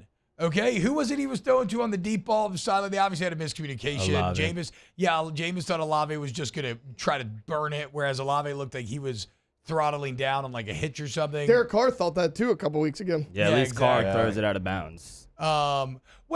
Just terrible recognition by Jameis. Like, I can't defend it. It looked good in the beginning. I too was getting pumped up, but both the interceptions were just awful. Yeah, Just the second terrible. one was awful. The first one though, again, what if Olave is supposed to be just going balls to the wall there? The throw would have been on time. Yeah, and he it was- just would have been trust your receiver to go up and make a play. He was getting drilled as he threw the ball. It just seemed like a hapless kind of decision. I just feel like knowing the situation, down 8, you should throw it out of bounds. But hey, it's hindsight. But again, no, I know, but I feel you. But again, that same gunslinger mentality is how you got to the Olave touchdown and the A.T. Perry touchdown. So, but that is the full. I mean, that's the Jameis experience. So we had like sporting events literally all day yesterday. So I had to go back and watch a couple of games. So before I went back and rewatched the game, had an Alabama friend group, and they're Saints fans as well. A lot of people in Alabama are. They're like, Jameis is cooking right now. And I'm like, wait, hold up, what?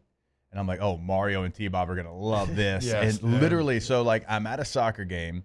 I go to my YouTube TV, on my phone. I'm like, I got to watch this. Yeah. Literally, as soon as I pull it up, first interception. I close it because we're playing. I pull it back up. I swear to God, second interception. Well, now it makes sense, doesn't it, boys? Now it makes sense. Whose fault is it? It's mine. I'll take it. Whose fault is it? You And, literally poisoned him from the traction wherever you were. You poisoned him from the Breck Fields. Yeah. What is wrong with you? They said he was don't cooking. watch the game. I wanted to open it up and see it. Can't you just be satisfied to watch the Chargers barely lose every Sunday? Like, can't you just be content? Every loss by 3 or less. I know. That's what I'm saying. Just be content. Every one of them. It happened again. You didn't have to do that to Jameis. I'm not blaming you. Thank you. I'm not. Why? That's like clockwork Yeah. right now. I mean, come on. Yeah. So speaking of sports superstitions, I was at a birthday party on Friday, which, side note, I probably spent like 2 hours grinding Friday. It was awesome. Like old school grinding with my wife, like back when we first started dating. It was sick. Did anybody like ask her if she needed help this time? No. That was more of like, it was a step beyond grinding. That was whatever. Hey, Mardi Gras is a hell of a thing. Anyway, I talked to guys. This is probably the craziest sports superstition I've ever heard in my entire life. My guy Drew, during the college, and he's a massive LSU fan, massive LSU baseball fan. Yeah. During the College World Series, he was having to work during the first game. Right. And so he had to listen to the game on his headphones while he was working. He couldn't watch it. LSU wins. And so he convinced himself, even though he's in love with LSU baseball, like to its core, he convinced himself he could not watch the games live for the rest of Omaha. So he would listen to every game and then immediately go watch it when it was done. And the one time he broke down and was like, I'm going to watch it live, was game 2 against Florida, which they get smacked in. So it was just complete negative reinforcement of every irrational, superstitious fear that he had. And so he didn't even get to see them win the Natty live. He had to listen to it and then immediately go back and watch it. Wow. After the game. I know. I found that to be deeply, deeply funny. But in the same way, I do blame you. Because he obviously helped us win a championship by listening, and you obviously helped spike Jameis into the ground by turning on your YouTube TV at Breck. Also against the Vikings, who anytime we talk Jameis on this show, he gets compared to Kirk Cousins. Even though he's out, it's still against the Vikings. So maybe you're right. Maybe it's like a full circle deal. Look, I wanted to see him cook as well. And Josh I'd love Dobbs Jameis to be like, successful and be the quarterback. I'd love it. Josh Dobbs remains super likable, and this is his year. He's now I've seen wins. Jameis cook plenty of times. Now, most of the time he's making burnt toast, but he's cooking nonetheless. Yeah, because he's burning DBs. I agree, dude. Absolutely not. Yeah, dude. Still one less playoff win than Cousins. Just saying. But he has one less. He does. That would be less. Yeah. It's here. It's here. I've never seen Kirk Cousins just over like 5,000 yards. Just like with Taysom Hill's it would have been about carries. 15,000 if you'd have counted the other teams. Taysom didn't get his 7 carries. Yeah. He did it? Nope. Wait. What? He had one. He had 1 carry for 6 yards. So my guy averaged 6 yards a And carry. you definitely got in the 25 at least once with Jameis. And look, I know that you were losing, so you're like, we got to throw, but that's pathetic. Like you still, like your best path to success offensively is still with Taysom playing a big role. He played 20 plays total in the game. Yeah, he had 1 carry, and then he had 2 catches. So Taysom, hey, how about tendencies? We always talk about tendencies on this show, right? So Taysom played 20 plays, and I would assume some of these are probably special teams because I've got 18 charted as far as run and pass. He was in on 1 run, which went to him. The other plays he was in, all passes. So of 18 offensive plays, 1 run, 17 passes. And some of that's because they were playing from behind. I do understand that. But also, you got a weapon. He's rare. He's unique. There's no comp, all those things.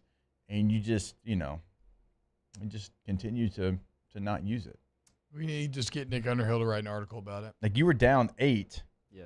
for 3 series. Great point by you, Mario.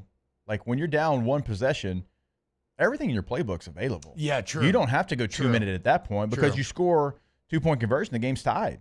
You don't have to go 2-minute offense. And you take a little pressure off of Jameis. Right, but they didn't do that. Yeah. I will say that's very difficult for Jameis to come into, the situation he did, and he was playing well. And those interceptions, when you're trying to come back like that, now, they were egregious. I understand that, but that situation is still very, very tough for Jameis to come into.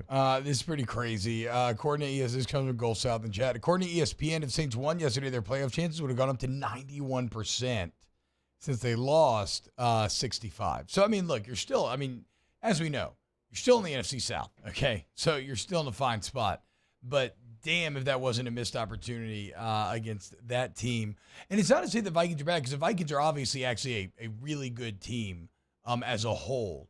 But I still can't excuse a defense in the Saints that is top 10 having the lack of success in the first half that they had against Minnesota.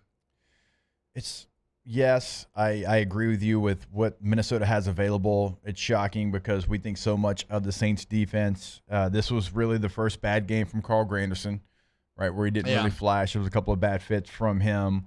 Paulson Debo still played well, but again, like the receivers for Minnesota, like you felt like he was going to have a good matchup.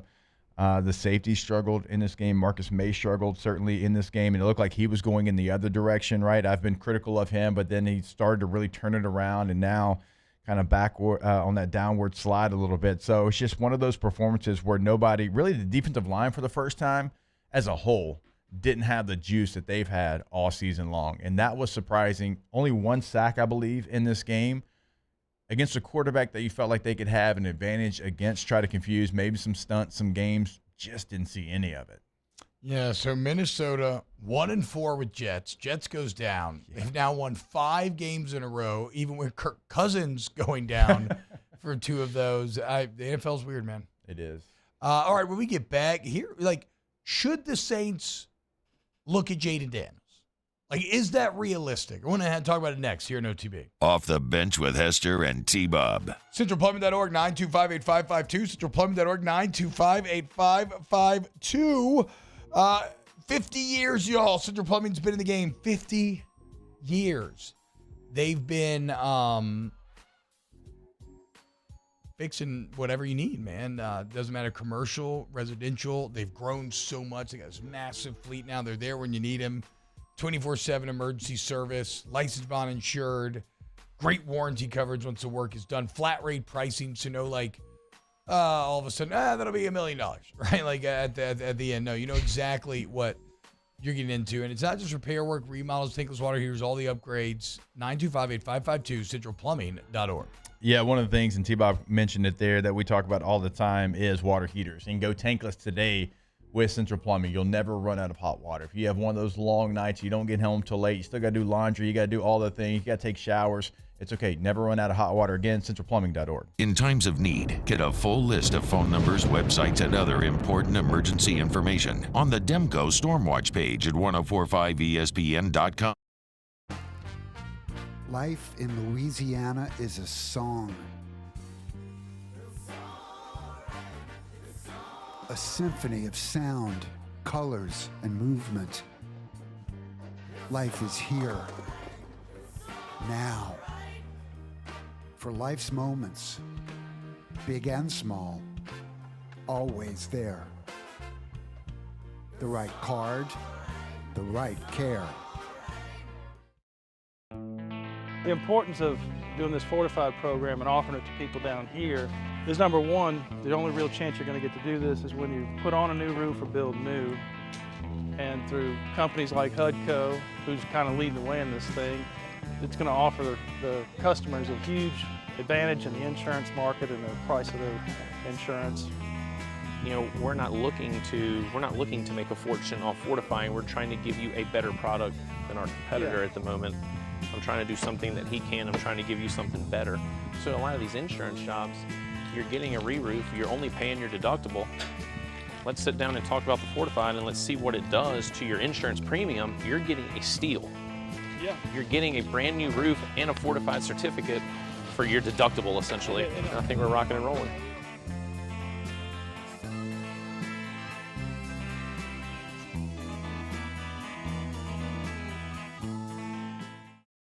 Electricity is all around us, and our families depend on it. Every day is sparked by the power of a cold drink or a warm meal, a movie night, and a comforting light at the end of a dark hallway. From sunrise to sunset, playtime to bedtime, our team is ready to take care of your electrical needs. Even in the case of an after-hours emergency, the light in your life shines brighter with Mr. Electric. Gulf Coast Office Products is a nationally recognized Savin office equipment dealer based right here in Louisiana. Over 100 employees strong, Gulf Coast has the boots on the ground to support all vertical markets from education, engineering, legal, and finance. With the latest in office technology from desktop to production segment units, Gulf Coast and Savin have the perfect fit for you. Call 225-756-2644. That's 756-2644 for Gulf Coast Office Products. I've been doing business with Luba for 25 years. They're dependable, trustworthy. It's just the attention to detail with our clients. Our folks have years and years of experience. They're highly trained professionals, but many companies have that asset.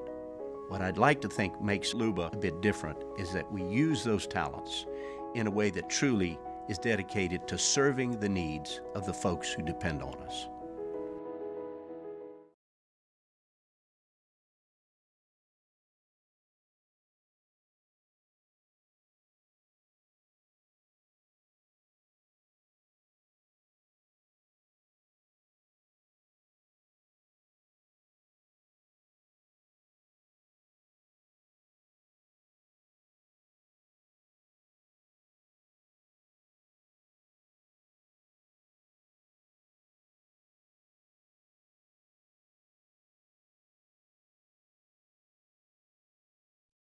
For the Monday edition of Live at Lunch, live from Walk-Ons in Bruley. Jimmy, Charles Hanegraaff, Max Gotro, and all of our guests. It's Monday, 10 a.m. to 1 p.m. right here, 104.5 ESPN Baton Rouge. Talking to myself, will I see again? We are always running for the thrill of it, always pushing up the hill, searching for the thrill of it. All along, we are calling out and out again, never looking down, I'm just in awe of what's in front of me. Is it right to be born? Come on, I to be born.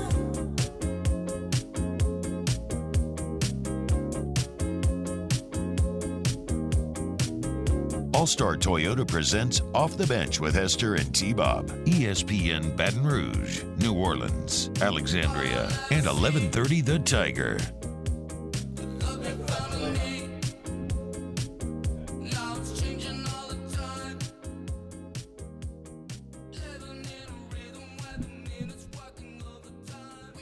What's going on, y'all? Welcome back to OTB. So, Underhill was asked on Twitter, should the Saints take a very serious look at Jaden Daniels in the draft? And the part of the answer that I care about is this is the first time I've seen somebody say this. Underhill saying, I've been hearing late first, early second on Daniels from scouts. They'd have to be deadly serious, and I think they're committed to Carr. What? So first off, it's good to hear late late first, early second. That's kind of what we said it should be at this point, and it might even climb higher. But I guess it's a weird conversation for me to have, Jake, because I know my bias is going to be impossible to separate, right? But if you're telling me when you're committed to Derek Carr for 2 more years, if you're telling me that a quarterback with the talent level of what you're potentially seeing out of Jaden Daniels could drop to you, I mean, you passed on Lamar, you had a chance on him. You tried to get Mahomes. You didn't do it. Passed on Lamar. Exactly, right? But you passed on Lamar. Yeah. And granted, a lot of teams did. But you're one of them. And so here you have this another kind of perfect Lamar comp coming up once again. A guy who, again, has displayed the intangibles. Look at what C.J. Stroud's doing. A guy that's displayed the intangible elements that it takes to succeed in the NFL, and Jaden Daniels. To me, the question of whether or not to draft Daniels should exist independently of anything about Derek Carr. Because it's probably good for Daniels to be able to sit for a year maybe and learn. Hey, it's the NFL. Not even sit. If he's better than Carr, which I think he is. No. I just mean like even. Right. Yeah. Don't make money the reason why you suck. Oh, hell no. Yeah, you know what I mean? No. If he's better, play him. Yeah. 1,000%. Like, 1,000%. Yes. If you want to be real, put your hand up. Say, I screwed up.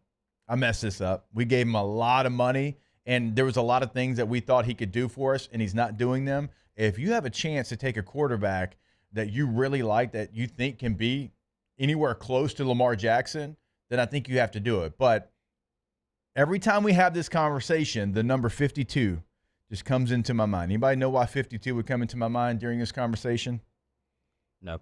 Dak Prescott? I don't know. It's been 52 years since the Saints have drafted a quarterback in the first round.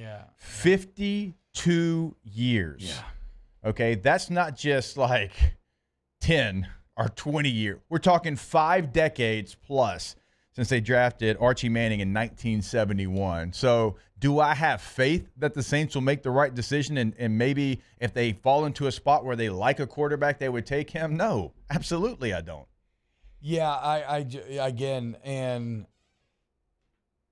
I'm not offering value judgment on better or worse, but I mean, an example of this that I always kind of think about is the Seahawks drafting Russell Wilson back in the day, and they had just signed Flynn, and he's supposed to be the guy, and they ended up going with Wilson. And whether you think he was better or worse, like the results ended up it ended up really working out, right? And so it's just to say that there are examples all over the place of, I mean, even Bledsoe and Brady a little bit, even though that was more, I think injury gave Brady the opportunity, right? But still, like Bledsoe took a hit from the Jets on the sideline. Yeah, like punctured lung or something crazy. But yeah, they're like, if you do draft him and he's better, like who cares how much you're playing Derek Carr? Whatever, you got a quality back by that point.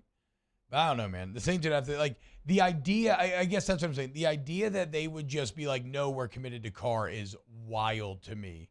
If you think you have a first-round quarterback that you could potentially get without having to move up, if that grade is accurate. Yeah. Which, that's a big if. You know, we'll see. I think a guy like Jaden, now I don't know where he's going to fall and where he would be as far as all-star games, but now that these all-star games have opened up to anyone that is draft eligible, like it kind of changes the rosters. I think it actually betters the rosters, even if you don't like disagree with it being the case. It's going to better these rosters. A guy like Jaden, in my opinion, would benefit from going to a Senior Bowl situation if he is on that edge of first round, second round grade, because I think with what he's done, he's been an elite processor this year. He could help himself. And so, like, it's going to be interesting to see this group of quarterbacks, which is deep. Yeah. How many go and challenge themselves, bet on themselves, and go play in those all-star games to better their draft stock? What are you going to do? Draft another D lineman, you dummies?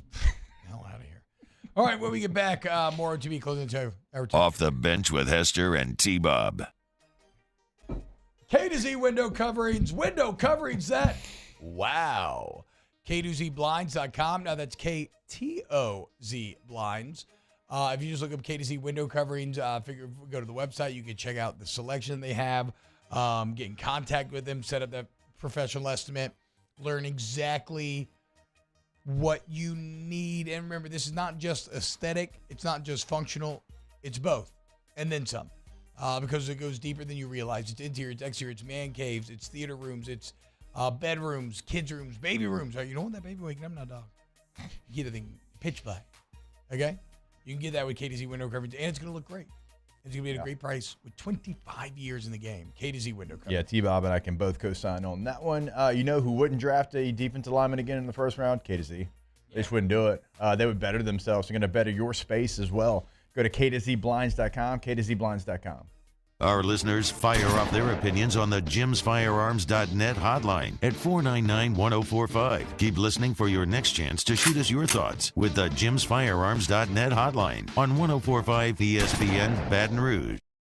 Bayou Ford is taking $10,000 off MSRP on all new 23 Ford F-150 Black Widow trucks, plus $2,750 discount APR and 5.9% for 72 months. All new Bayou Ford vehicles come with a 1 million mile warranty. The crew at Bayou Ford is going to do right by you. Follow us on Twitter at 1045ESPN to cast your vote in the Citizens Bank and Trust Poll of the Day. Vote daily inside Off the Bench, live at lunch on Palmer. And after further review, Citizens Bank and Trust brings you the Poll of the Day via Twitter at 1045ESPN. When is a taco more than just a taco? When it's Government Taco. Voted best tacos 3 years in a row by 225 Magazine, Government Taco puts the most delicious spin on tacos the capital area has ever seen. With creative combinations like the Magna Carrot, the Filibuster, or the Steak of the Union. Plus perfect tortilla chips paired with the best salsa and queso you've ever had. And happy hour every day from 3 to 6 p.m. and all day on Thursday. Government Taco, 5621 Government Street.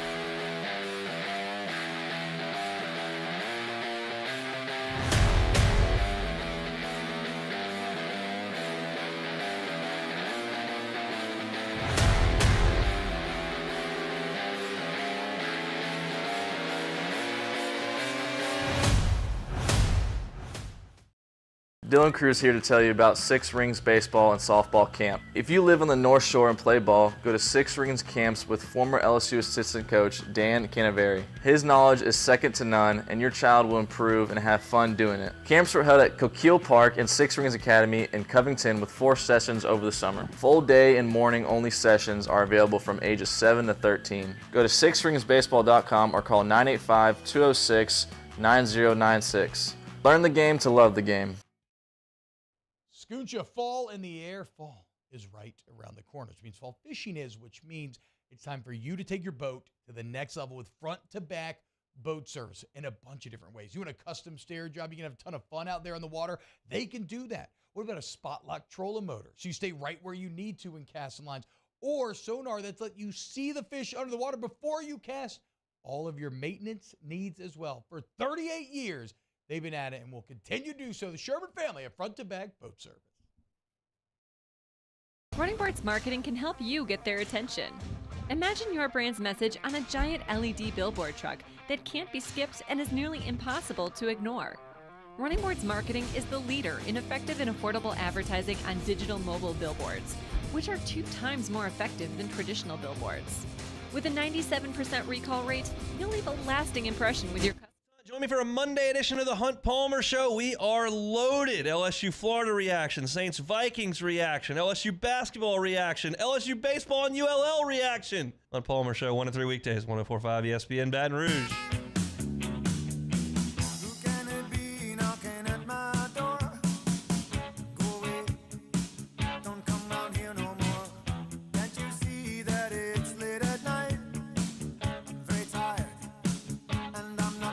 All-Star Toyota presents Off the Bench with Hester and T-Bob. ESPN Baton Rouge, New Orleans, Alexandria, and 1130 The Tiger.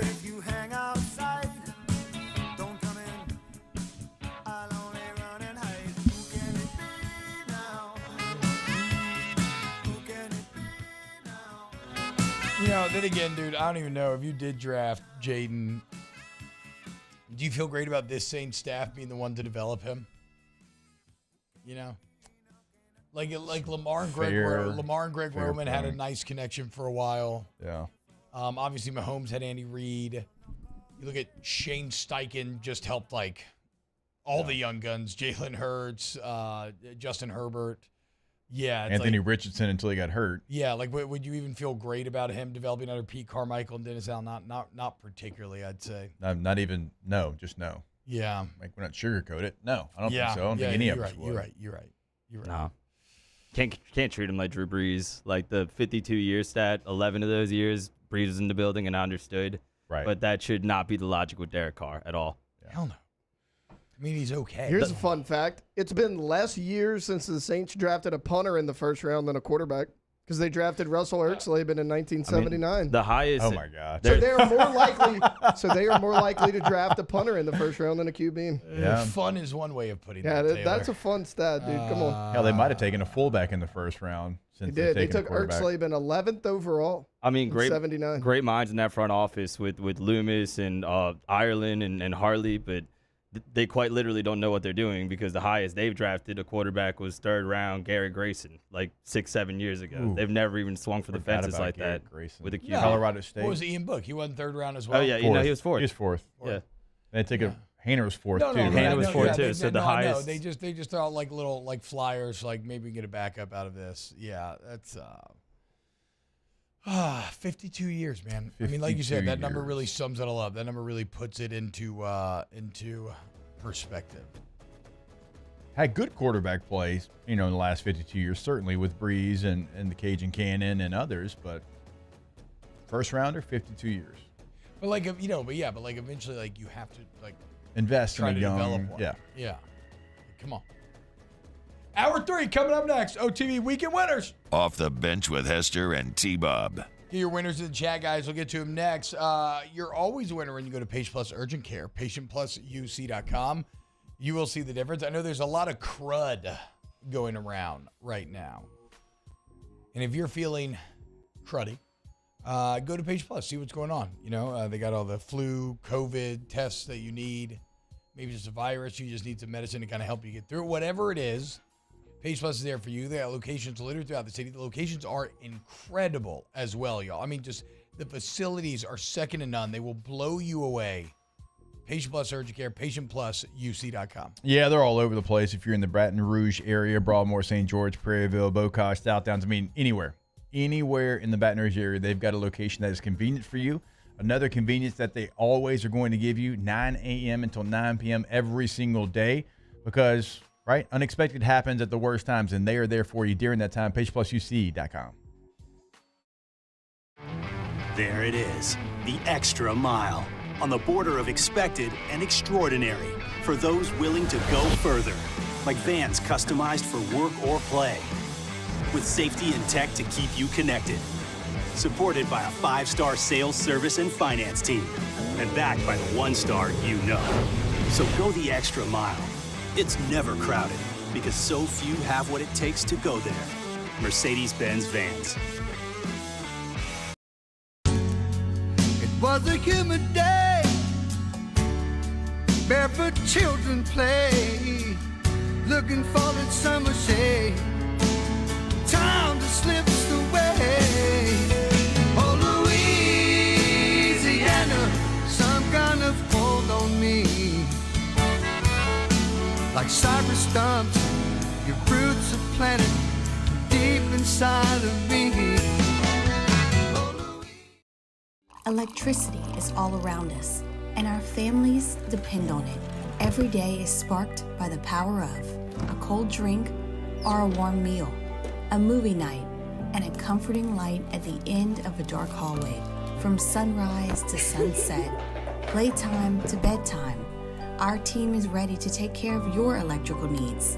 Even in the case of an after-hours emergency, the light in your life shines brighter with Mr. Electric. Gulf Coast Office Products is a nationally recognized Savin office equipment dealer based right here in Louisiana. Over 100 employees strong, Gulf Coast has the boots on the ground to support all vertical markets, from education, engineering, legal, and finance. With the latest in office technology, from desktop to production segment units, Gulf Coast and Savin have the perfect fit for you. Call 225-756-2644. That's 756-2644 for Gulf Coast Office Products. I've been doing business with Luber for 25 years. They're dependable, trustworthy. It's just the attention to detail with our clients. Our folks have years and years of experience. They're highly trained professionals. But many companies have that asset. What I'd like to think makes Luba a bit different is that we use those talents in a way that truly is dedicated to serving the needs of the folks who depend on us. Dylan Cruz here to tell you about Six Rings Baseball and Softball Camp. If you live on the North Shore and play ball, go to Six Rings Camps with former LSU assistant coach Dan Canaveri. His knowledge is second to none, and your child will improve and have fun doing it. Camps were held at Coquille Park and Six Rings Academy in Covington with 4 sessions over the summer. Full day and morning only sessions are available from ages 7 to 13. Go to sixringsbaseball.com or call 985-206-9096. Learn the game to love the game.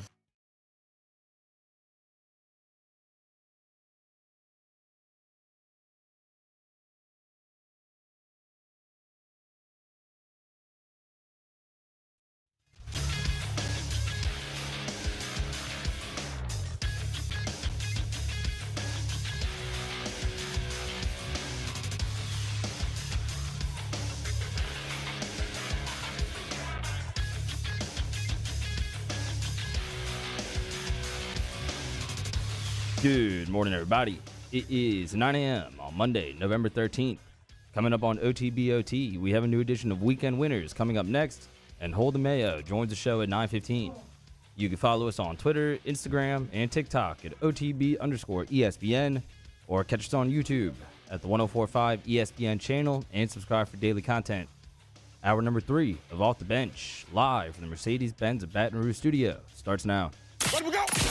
All-Star Toyota presents Off the Bench with Jacob Hester and T-Bob Hebert. Yeah. Off the Bench with Hester and T-Bob. Hey, P, they said I got to come off the bench. All-Star Toyota presents Off the Bench with Hester and T-Bob. Yo, yo, yo.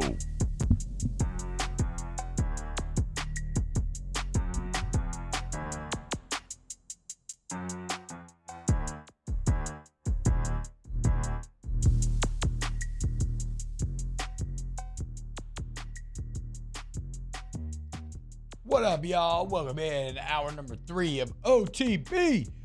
No spread lines today. Dem Snow could not make it today. Got a little busyness going on. So we're just gonna continue to look. We got weekend winners to kick things off. I still want to kind of continue some of that Jaden Daniels conversation we were just having about kind of whether or not you would want him on the Saints, considering development and everything else. Because I think there's a couple more interesting things to be said. And we'll do a Pelicans check-in as well, though, to be honest, I've been struggling to find the bandwidth to really lock in with the Pelicans at this portion of the year. But we will do so nonetheless. You're going to give all of youtube.com/1045ESPN. Hit the like button. Are you grabbing your mic for a particular reason, Taylor, or just to get set up in general? Just to get set up in general, Okay. T-Bob. Okay. Stay ready so you don't have to get That's right. ready. No, I know what he's doing, dude. We're about to do winners. Something tells me we are going to have a Cowboy winner or two in there this weekend. So let's go ahead and do it. It's time for some weekend winners. That's how winning is done. That's right. We can't have anyone freak out there, okay? We've got to keep our composure. We've got too far. I'm by winning. I win here and I win there. Now what? Are you doing what it takes to win a championship? Wow, winning. Well, then I guess there's only one thing left to do. What's that? Win the whole thing. Chris Dorian is in full. That's why I snorted during the intro there. I got my first look at Chris Dorian, Jake's partner in crime, on pregame in the SEC in a full adult turkey suit named Gobbles. It's a very funny costume, actually.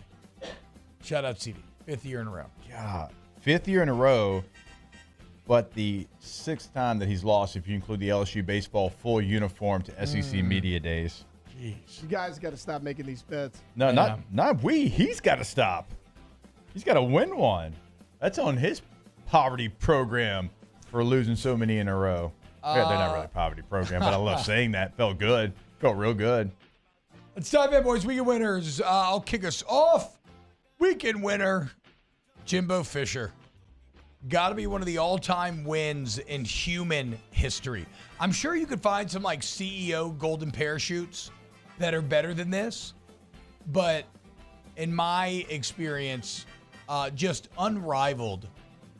Like, you think about through all of human history and what the equivalent of $75 million is. Yeah. Getting paid $76 million. Can you turn the music down a little bit more? Getting paid $76 million not to work. Simply fantastic. And T-Bot Hebert, the Twitter parody account that just makes, fun of me constantly, says the largest bank robbery in U.S. history took place in New York City nearly 150 years ago, when today's equivalent of $75 million was stolen. No way. If we think of the Texas A&M war chest as a bank, then Jimbo Fisher just pulled off the biggest bank heist in American history. Unbelievable. That is. He already had ranches, plural. We talked about that all the time. He is now going to have a territory, not just ranches. Bruh, in 1878, George Leonidas Leslie, Jimmy Hope, and Samuel Parris stole $2.5 million. In 1878, $2.5 million in cash from the Manhattan Savings Institution. That's crazy. I bet they lived. I wonder what the scheme was. I wonder how they pulled it off. I have to look into this. Probably not that hard at that time. Yeah, I mean, 1870, I imagine the security system was not state of the art. Bruh, I think y'all might be trimming a little bit if we talk about $2.5 million. It's a... Maybe I mean, not. Yeah, what would $2.5 million? What year was it? 1878. They're saying that would be worth $75.8 million now. God, I don't even know if that feels like it'd be even more, but yeah, I guess that well, that was last year. Those 2022 numbers. Inflation's a hell of a thing. So I don't. maybe I don't know what Jimbo's going to do. I know we've talked about it a little bit. The fact that Chris Thorne, by the way, is interviewing Brian Kelly in that turkey costume is hilarious. I don't know. Get Kelly a ring light. I don't know. Yeah, what are we doing? I don't know where Jimbo goes. I don't know if he wants to coach again. I'm just telling you from my experience with him, he can't sit still. So I don't know what he does. He has that energy. Now, TV, radio, I don't think that's in the cards for him. Now, Jimbo likes to talk fast and he doesn't complete sentences. I don't know like how that would go. He'd probably be entertaining though. I mean, he's always good for a soundbite, but I don't think he wants to do that either. Go do farm stuff. But I just don't. You know how these coaches are. No, I agree. I would go do like whatever. Yeah. Well, $76 million. You might not see me again. I would have somebody else do the farm stuff, and I'd be chilling and like riding horses and stuff. But like, if you want to stay active, you could, a lot to do in a farm, a lot to do in a ranch. I don't know. Jimbo Fisher. Get into like raising cattle. To West Virginia or Mississippi State. Actually, I do love Jimbo to West Virginia. I'm an idiot, and I would still take him. I get Neil Brown the hell out, get Jimbo the hell in. They don't got the money though, but I guess Jimbo probably could not care about I wonder what money. the language in his contract is when he gets a new job. So what I was reading was some of it. Yeah. What I was reading, it was like most of it doesn't matter if he gets a new job. Ooh, double dipping? Unbelievable. Double dip? Unbelievable. Come on, man. Jimmy Sexton, weekend winner as well, obviously. So, like in the NFL, like if you're a vested veteran and you were on the week one roster, like your whole salary becomes guaranteed for that year. And then if you got released at any point and you got picked back up, the new team would also have to pay you your salary. And so you got a chance to double dip. Nothing better. You just got Sexton. There is nothing better. So shout out to Jimbo. I know he didn't want to get fired. I know how competitive he is, but he's going to have another opportunity to coach if he wants to, and he's got $76 million in his pockets. Woo.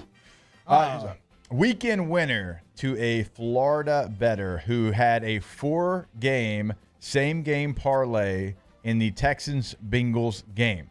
Now, he placed $500,000 on this four-leg same-game parlay, but it won him $5.5 million. The 4 legs, the Texans, Bengals to go over 44.5. Texas running back Devin Singletary to score a touchdown and also to go over 51.5 yards. And then for Houston to beat the Bengals money line. And if you watched how that game played out, back and forth, the Bengals, they kick a field goal to tie it up, and then Houston comes down the field and they kick a field goal to win it with no time left on the clock.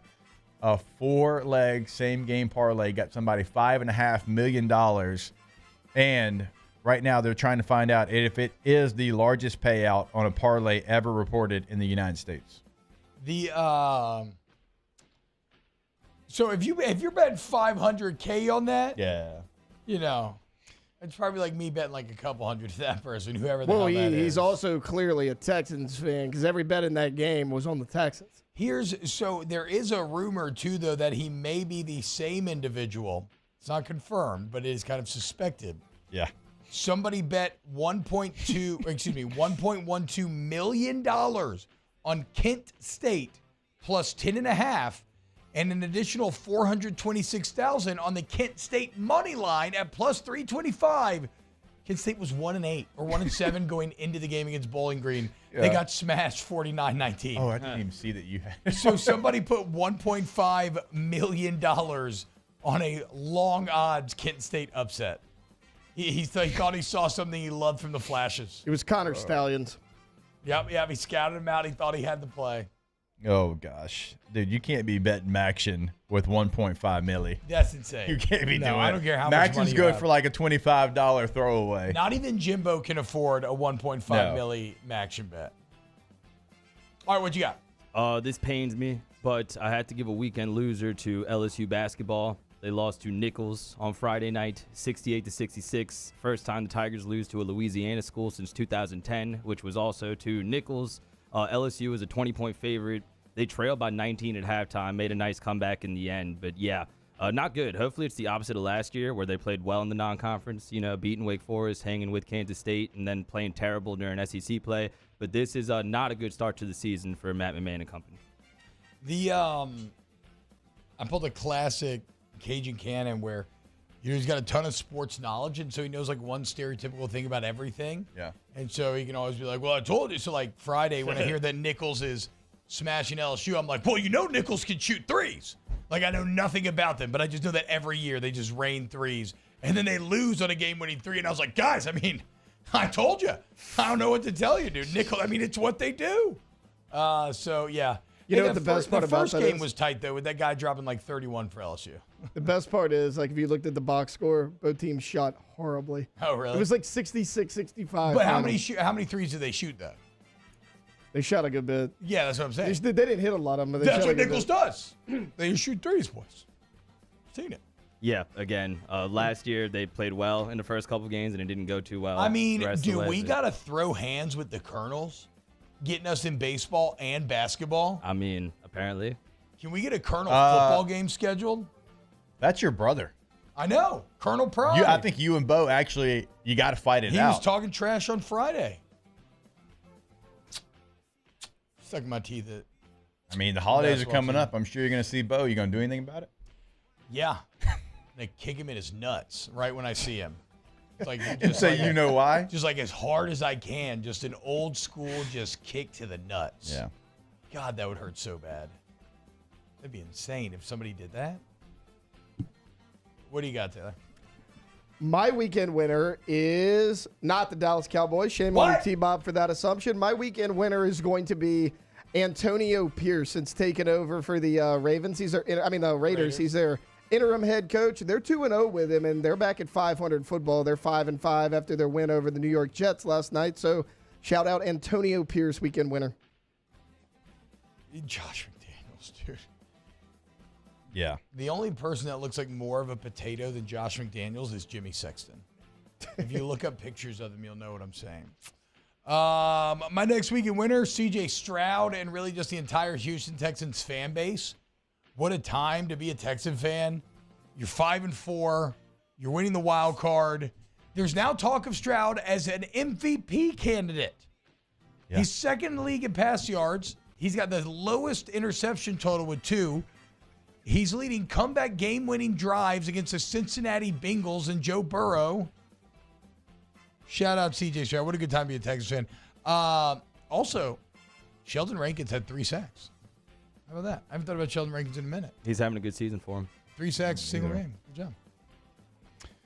I'm going to go weekend loser to Penn State.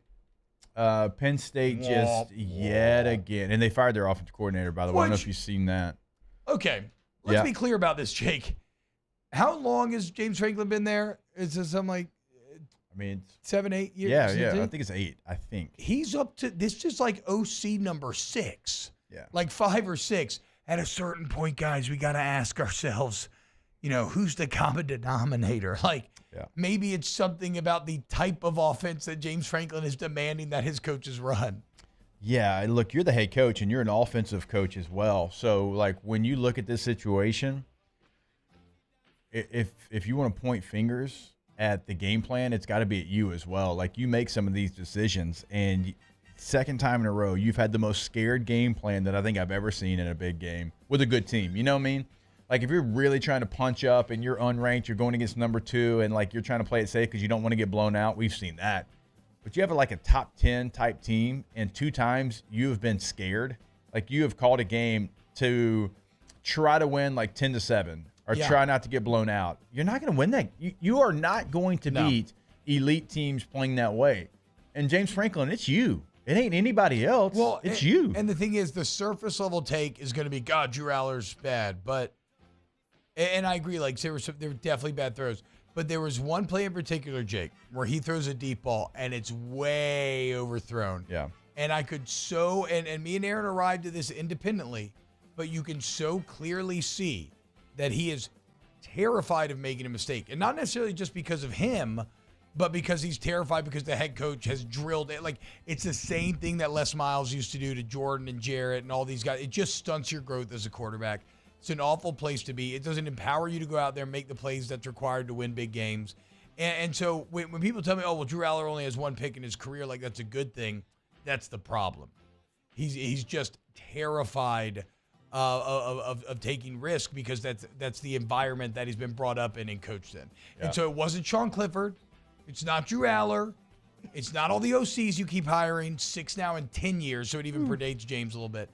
Who's the common denominator most of that? James. And he's a very good coach. He's a very good coach in so many other different ways, but he has to be willing to evolve offensively or he's going to go the way of Les Miles. But I just don't think he's going to. Now, but the thing is, he will against Maryland. He'll do some things, but he won't do it against Michigan or Ohio State. But it's just because they're more talented. It's a classic Les Miles thing. They put up points because they're more talented. Bro, you can't have your quarterback throw for 70 yards in that game. Michigan did it. He was 7 of 8 for 66, which we should be happy. J.J. McCarthy lost the Heisman because of that. They did. And it's not on even him as much as like Michigan straight up didn't have to throw the ball. They called 1 passing play the second half, and then it was called back for a penalty, so they didn't run a single pass the entire second half, which is really weird to think about in 2023.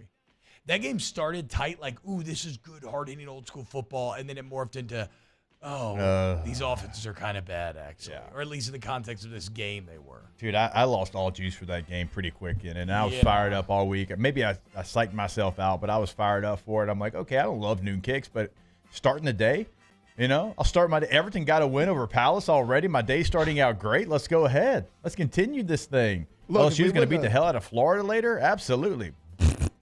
If we wouldn't have had him in the parlay, I would have turned it off a lot sooner. Like, I turned it on. It's a tie game. True. Then Michigan goes up by 10. And I'm like, Penn State's not coming back. I turned it off. Yeah, 10 might as well have been 10,000. Yeah, I was like, I turned it off after that. For sure. I want to go another weekend winner real quick. Cody Schrader. Yes. 35 carries, 205 yards. Missouri big boyed Tennessee 36-7. This Missouri football team is damn good. Their 2 losses on the year were to the best player in the country, Jaden Daniels, right? One of those performances that he's had so many times this year. And then on the road against Georgia, where one play felt like it decided that game, and he is the leader of that offense. I mean, they've got so many other players, and it's the totality of the group. But he also had 5 catches for 116 in this game as well. He is a dog, and he plays with every ounce of everything he has, from like the bottom of his feet to the top of his head. He's giving you literally everything, man. It is so fun to watch him play. He's got an old school nature to him. Gosh, he runs that outside zone as well as it possibly could be ran. And I'm sure I zoned out for a second there. I got distracted by a message. First time in SEC history, right? You said that? No, go ahead. It's the first time in SEC history that somebody's gone 200 on the ground and 100 through the air. So against number 13 in the country. Exactly. Mizzou looking strong, and Como looking like a top 10 team. And again, like we said the other day, feels potentially sustainable because they're the only show in town. have an entire state's economy behind them. In the show me state. In the show me state. What are you going to do? Show me, Schrader. You just did. Good job.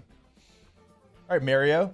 Not to be a hater, but going all second time in a row. All losers today. Oh, okay. Colorado in serious trouble, not making a bowl game potentially. They have to win both of their remaining games at Washington State and at Utah.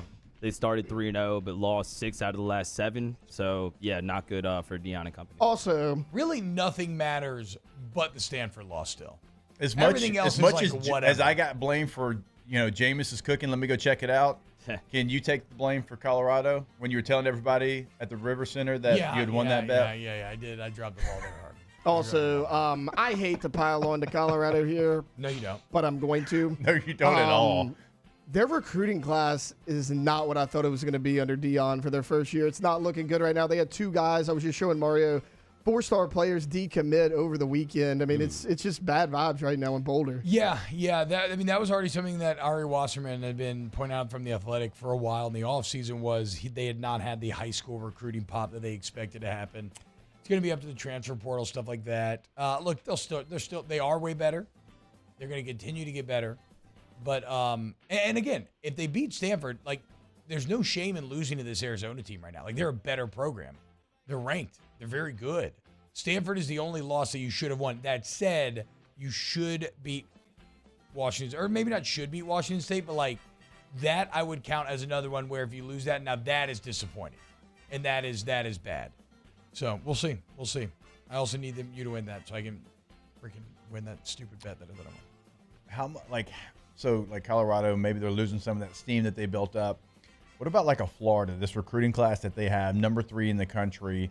Does NIL change some of that, T, in the fact that Florida's bad right now on the field, 500, but because of the NIL space, paying people, right? Yeah, so you think they can hold that together for the most part? Maybe they can hold it together. Do I think that they can take advantage of it? That remains to be seen, right? I mean, obviously we've seen at A&M, you can get really talented players, but if you still have bad coaching, you're going to get bad results. Mm-hmm. They dropped from 3 to 4 over the weekend. Florida State jumped ahead of them. So a little bit of a slide, a little bit, one spot. No, I just mean wow, Florida State being the one to jump over you. Yeah, right. That's going to hurt them a little bit ahead of probably getting waxed against Florida State in the year. All right, boys, anything else? Anything else? Weekend loser, me, for failing us in the pontoon parlay. Damn you, Washington. Weekend loser, old boy who dropped the ball at the 2-yard line, pick 6. Weekend winner, people who love vowels and watched the Washington-Utah game, because you will never see so many vowels on the field at any given time than you will in that one. Maybe BYU or Hawaii could come close as well, but if you're in the booth, the pronunciation guide, it's study time. You got to really get ready for that game, bro. Yeah, you do. Fun game. All right. So it's not your fault, though, T-Bob. Some people have an off weekend. Shut up, Taylor. Shut the hell up right now, you idiot. Okay? It was not. You're right. It was not my fault. It wasn't. It was Washington's fault. It was Washington's because they had fault. it. Look, you made a good pick that should have hit and it didn't. Your picks were not good. They were. No, they weren't. Kansas upset Oklahoma. That's why it's called an upset. They weren't supposed to win. No. Picks were bad. It was a good pick. You know what did hit? For you, it just didn't hit. I don't want to talk to you. Under 28.5. It did. God, I feel good watching that. But it got sketchy. It did. Iowa almost scored their way out of it at the end. I was like, my God, guys, don't do this to me. Whatever. All right. That's it. Weekend winners in the books. Coming up next, I want to talk about Tua, Jaden Daniels, Pete Carmichael, and Bobby Petrino. Keep it locked. OTB. OTB. OT. All-Star Toyota BatonRouge.com. All-Star Toyota BatonRouge.com. All-Star Toyota of BatonRouge.com. You need a new vehicle or a Toyota certified used vehicle, or maybe just need a rent for vacation or something. Look, whatever you need, go take advantage of Toyotathon. Right now at All-Star Toyota, we got the best deals. Great warranty coverage. If you need to trade in or sell your vehicle, you're going to get a ton of... God, Dorian looks so funny. You're going to get a ton of value there as well. Go to All-Star Toyota Baton Rouge, also ToyotaBatonRouge.com. I mean, that looks really just it just looks funny. Yeah. You don't even have to hear what's being said. That's good. That's good entertainment right there. It is. Now we need a turkey suit. I know. And you're going to get not just good, but great over at All-Star Toyota of BatonRouge.com. No matter what you're looking for, buying new, leasing, rental department, check it all out. All-Star Toyota of BatonRouge.com. In times of need, get a full list of phone numbers, websites, and other important emergency information on the Demco Stormwatch page at 1045ESPN.com. At Corvette Toyota in Opelousas, you can lock in the low rate of 3.99% on a Toyota Highlander. That's right, 3.99%.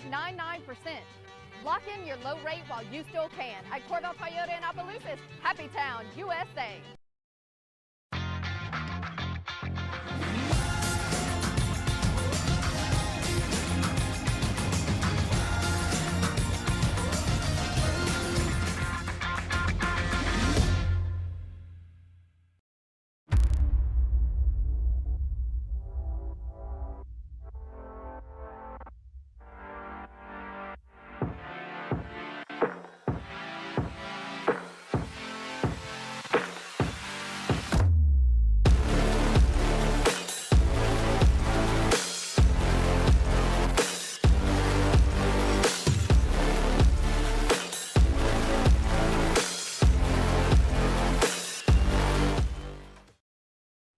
Scoocha, fall in the air. Fall is right around the corner, which means fall fishing is, which means it's time for you to take your boat to the next level with front-to-back boat service in a bunch of different ways. You want a custom stair job, you can have a ton of fun out there on the water.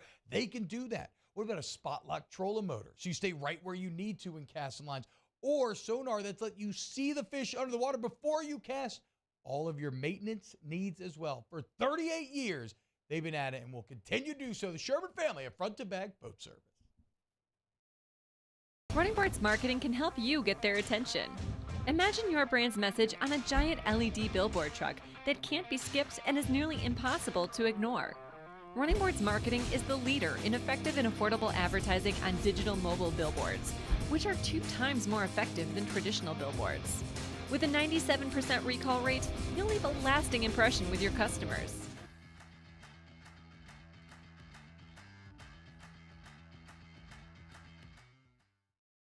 Electricity is all around us, and our families depend on it.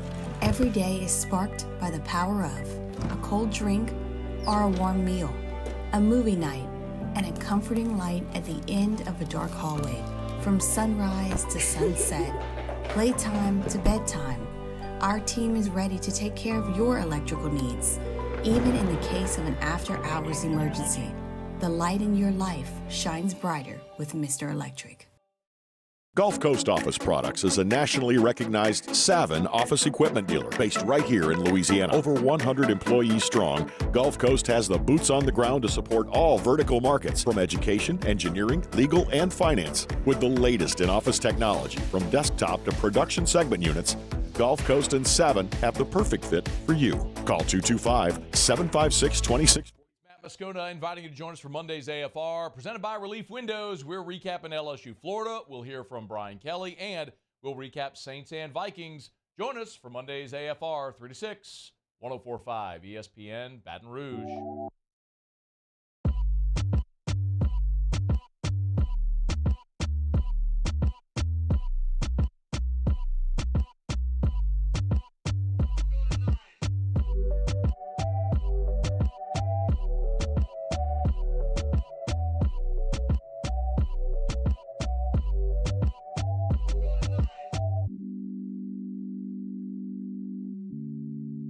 OTB OT with Hester and T-Bob on 104.5 ESPN Baton Rouge and 94.7 ESPN Alexandria.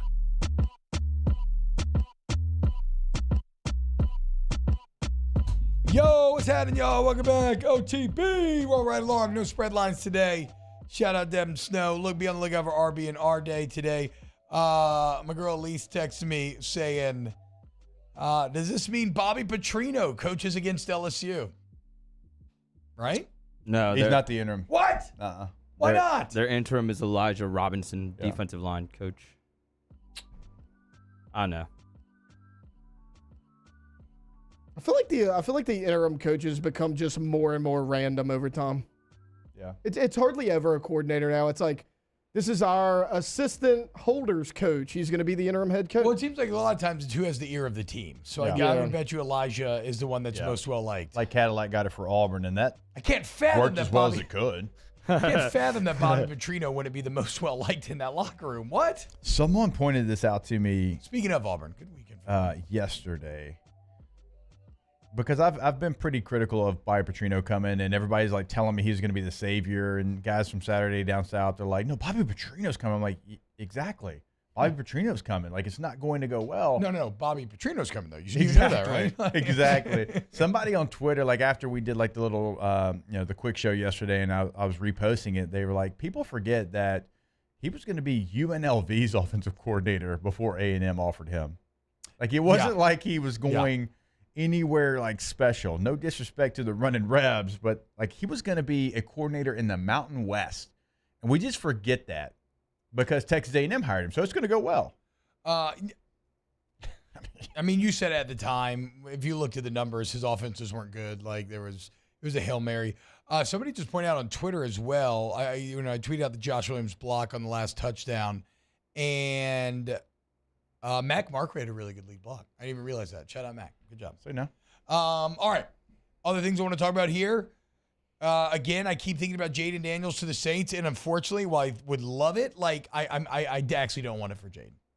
And the reason being, I started thinking about Tua Tagovailoa.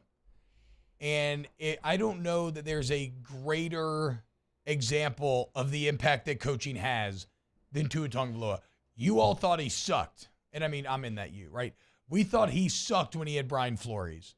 Bust of a pick, never going to be anything. Remember how we were all, smirking, giggling, laughing in our hands when Tyreek Hill was like Tua's most accurate quarterback I've ever played with. We're like, oh, wow, what he's trying to find something that he can say to juice him up. And we're all kind of like, yeah, right. Well, look at Tua now. And granted, whatever. The Dolphins got to beat good teams. I know they got to prove that. But, obviously Tua's a good quarterback. And that's just because he got Mike McDaniel instead of Brian Flores. And Brian's a good coach, but not for offense, right? And so, yeah, Dennis Allen a good coach, but not for offense. And I don't have any faith that Pete Carmichael would develop Jaden Daniels. So, yeah, Jaden, probably, hopefully you get in a better situation. Also, Jake, you did make me go down the alternate reality of what if the Saints had Mike McDaniel. Oh, can you imagine? With these weapons, the amount of success you could be having with AK, these receivers, Taysom. But, nah. Or Shanahan, or Doug Peterson, or just Kellen Moore. Herbie Moore. I like Herbie Moore no more than Kellen now. I'm hot for Herbs. I would bring. Who's Herbs? Herbie Moore. Who's that? Kellen's little brother. Kirby. Oh, Kirby. My bad, dude. Oh, dang it, Bobby. Wasn't Kirby? I like Herbie Moore's name. Was Herbie or Kirby the car? Herbie the car. That was Herbie. Yes. Do you know what number? Lindsay Lohan. Do you know what number Herbie was? Ooh. Well, that was the remake. But do you know what number Herbie was? 53. 53, boys. How about it? So in the 53 rankings, I'm third, Herbie's second, and Lance Hurd will be first when it's all said and done. Kirby Moore does look like a hell of a hire for Drake, boy. Oof. Bruh, we need to bring back Blake Baker as DC. 1,010%. Do it yesterday. Do it now. Do it whenever. Bring Blake Baker back and let him be DC. Knows his state for show. Yeah. Played at Tulane, coached at Louisiana Tech for a very, very long time. And did really good coaching here. Yeah. I mean, turned Damone Clark from an absolute disaster into a big-time NFL pick. Into an NFL starter on one of the best teams in the league. Where does Damone start now, actually? Cowboys. Oh.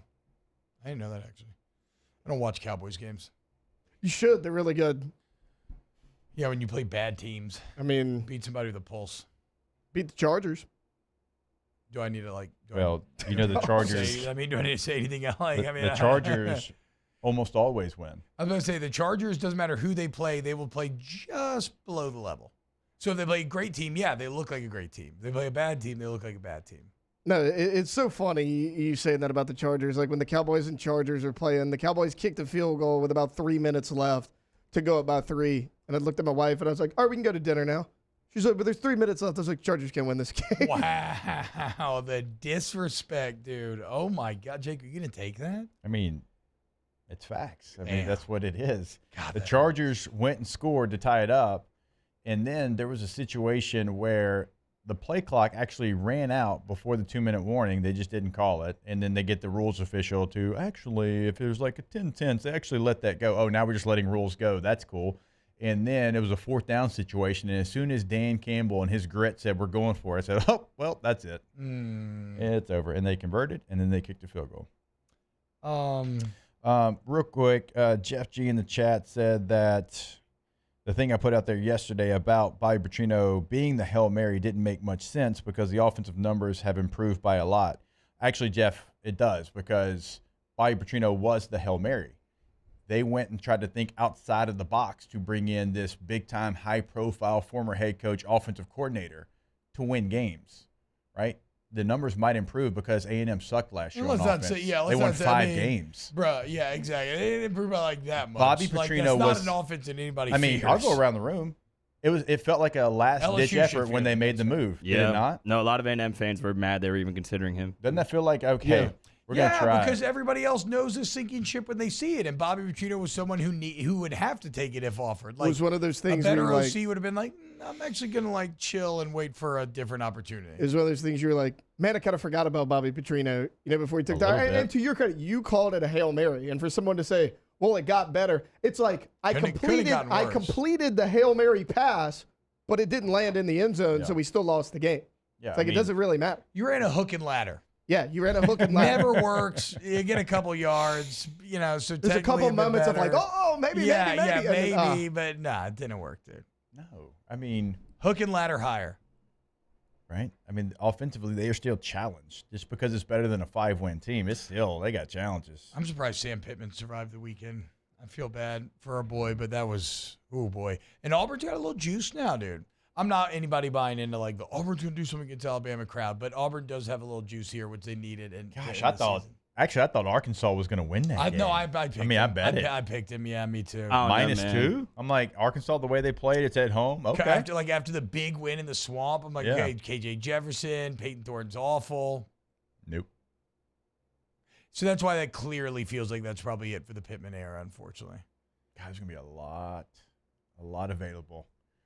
Right, they're not even waiting either. Like, these coaches are getting just let go. Head coaches, coordinators, just people are tired of it. They're like, we ain't watching that no more. It's for A&M. Like, what good does it do them right now? I guess to try to hire somebody and solidify the recruiting class. But well, so there is the idea out there that I've heard from A&M fans that they already have a somewhat concrete. And that would make sense. Yeah, it would make sense in the fact when they did it and they said, hey, we can't wait around because other jobs are popping open.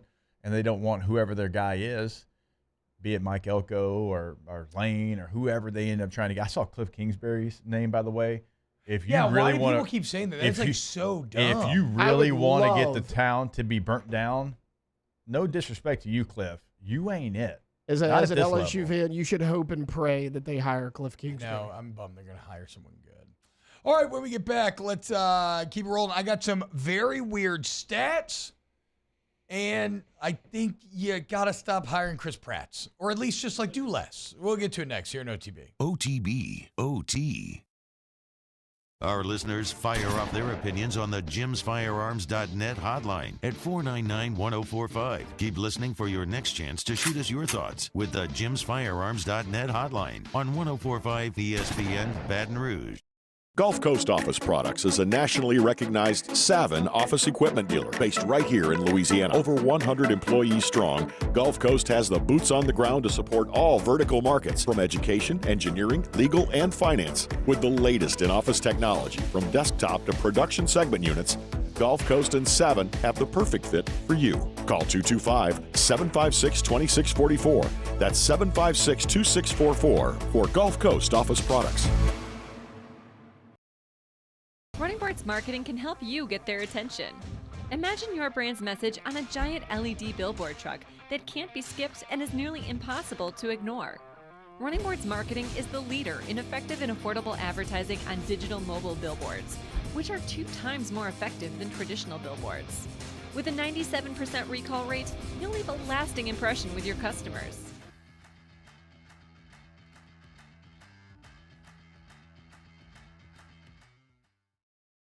Gulf Coast Bank and Trust is giving our customers the power to bank anywhere, anytime during this challenging event. And we're right there with you. Our mobile banking app is a smart way to manage your money and time. Gulf Coast Bank and Trust, the bank that cares about you. Electricity is all around us, and our families depend on it. Every day is sparked by the power of a cold drink or a warm meal, a movie night, and a comforting light at the end of a dark hallway.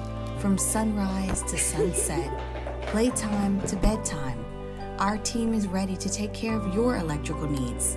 Even in the case of an after-hours emergency, the light in your life shines brighter with Mr. Electric. There it is, the extra mile, on the border of expected and extraordinary, for those willing to go further, like vans customized for work or play, with safety and tech to keep you connected, supported by a 5-star sales, service, and finance team, and backed by the 1-star you know. So go the extra mile. It's never crowded, because so few have what it takes to go there. Mercedes-Benz Vans. The Windsor Senior Living Community in Mandeville, Louisiana is a beautiful, vibrant apartment community geared toward seniors.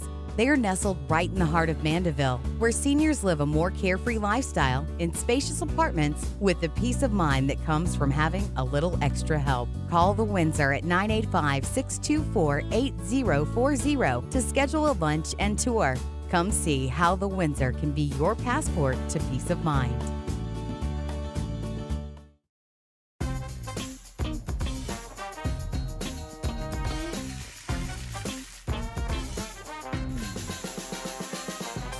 The best kept secret in town is out. Discover Tallulah at the Renaissance Hotel on Bluebonnet.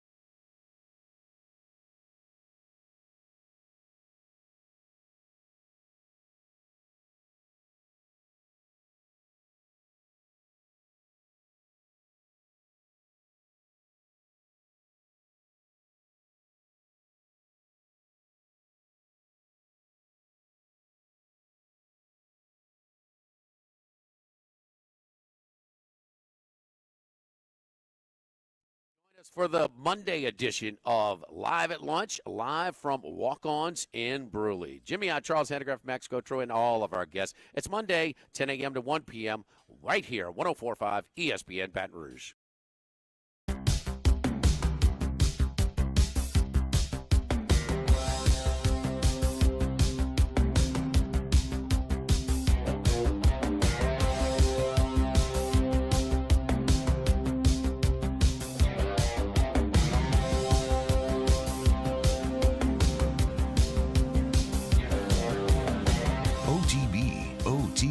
With Hester and T-Bob on 104.5 ESPN Baton Rouge and 94.7 ESPN Alexandria. Shut up, Taylor. You're pissing me off. Talking crap about Jameis. Guess what? Cowboys are going to make the playoffs, and Dak's going to blow it. Yep. And we'll be in the exact same position. 100%. Good. And CeeDee Lamb's going to blow it. Do you know what Jameis is not going to do? And Mike McCarthy's wonky eye is going to blow it. Jameis is not going to make the playoffs. So you're right. Derek Carr will. Yeah. It's not going to be Jameis. He's on the team. He's the leader. Get the hell out of here. I hate you. All right, mic off. JK.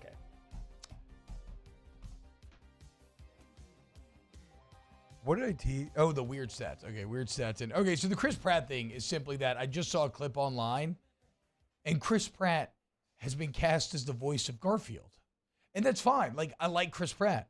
No problem with Chris Pratt whatsoever. Remember, he was also the voice of Mario.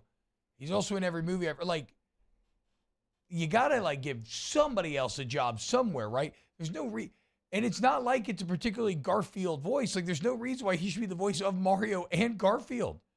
There's even a bunch of other white Chris's you could choose.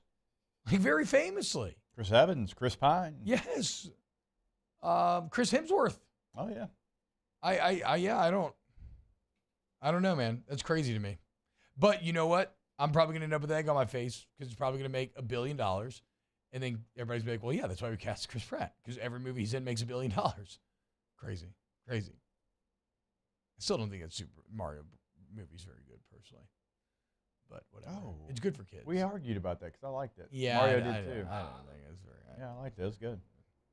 It was. Yeah, a lot of video game elements. What part did y'all like? That's just complete lack of any sort of a cohesive story at all.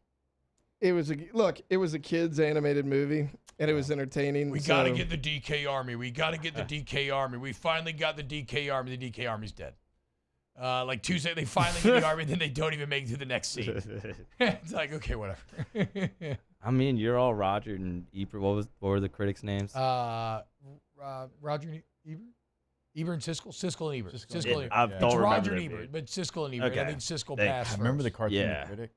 I do. I was too young for that, actually. Is that the guy that's kind of balding? Yeah. No, I was too young, unfortunately. Just the nostalgia made it for me. I mean, Rainbow Road, like you talk all the time. Look, they hit a lot of good. That was the problem, though, is that I love fan service, but it has to be more than fan service. And to me, that movie just felt like just all fan service. It also was cool. just I appreciated all, like, they even did like a Smash Bros thing. Yeah. They did like an old school Mario platforming thing. And my kids loved it. It's a great kids movie. Kids loved it. But I don't think it bridged for me that this is really good for kids and really good for adults. I don't know. To me, it's crazy it took until the 2020s to make a Mario movie. I feel like there was just a lot of build-up. Whoa. Oh, my God. They made one. The one that they made a Mario Yeah, Brothers you movie. must not appreciate Bob Hoskins and John Yeah, Leguizamo. the one that won all the Razzies and the actors were drunk on the set the whole time. But it was awesome. Yeah, I would argue that's the superior film. And it has that. I would rather rewatch that than the Mario animated one. And it has that Koopa that looks like Booger McFarlane. He does. Which is my favorite part of the movie. Not new Boog, but like when Boog was a little bigger. He looked like Booger. A Booga Trooba. Yeah. Tried. When we get back, Ask the Bench, OTB. OTB, OT. All-Star Toyota Baton Rouge, allstartoyotabatonrouge.com. Go to All-Star Toyota today and get a brand new minivan. That's right, boys. Final countdown has begun till the new minivan comes in. And your boy is hyped because that means Daddy gets to drive the Murdoch Mini every day. Let's go. It gets passed to me. Wife takes the new one. All is well in the world. All-Star Toyota Baton Rouge. And you can make your own murdered out Mini, or actually whatever you want it to be, right? You can go to customize that vehicle today on the website, allstartoyotabatonrouge.com. Remember, you can pick the colors. You can choose actually everything on the vehicle. You can take away features if you don't think that you would use that feature, but you want to add something else. It is customized to whatever you want, whatever your needs are. And again, you can do that on the homepage of the website. Just click new, go down to build a Toyota. We tell you about the leases in the rental department as well. Everything is available, so go ahead and reserve that rental today, allstartoyotabatonrouge.com. In times of need, get a full list of phone numbers, websites, and other important emergency information on the Demco Stormwatch page at 1045ESPN.com. Follow us on Twitter at 1045ESPN to cast your vote in the Citizens Bank and Trust Poll of the Day. Vote daily inside Off the Bench, live at lunch on Palmer. And after further review, Citizens Bank and Trust brings you the Poll of the Day via Twitter at 1045ESPN. There it is, the extra mile, on the border of expected and extraordinary, for those willing to go further, like vans customized for work or play, with safety and tech to keep you connected, supported by a 5-star sales, service, and finance team, and backed by the 1-star you know. So go the extra mile. It's never crowded, because so few have what it takes to go there. Mercedes-Benz Vans.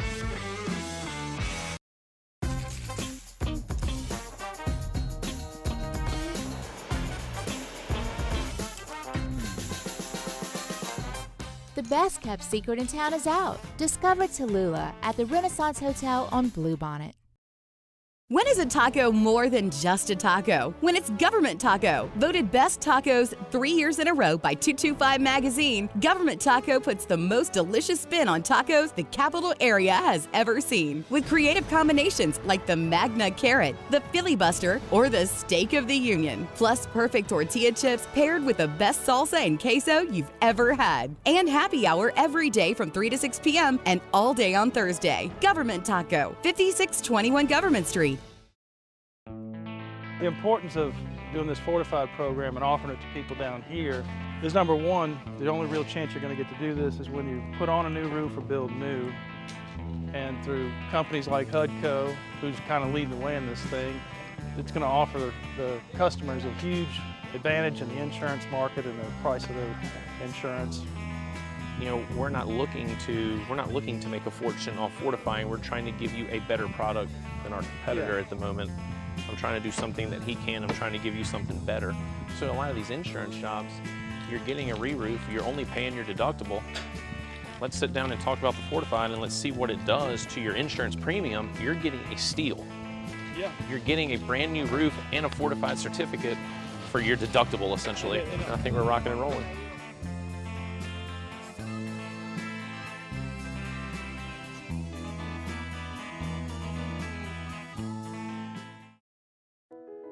I've been doing business with Luba for 25 years.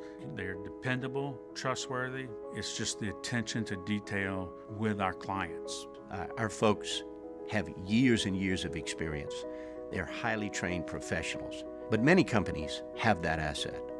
What I'd like to think makes Luba a bit different is that we use those talents in a way that truly is dedicated to serving.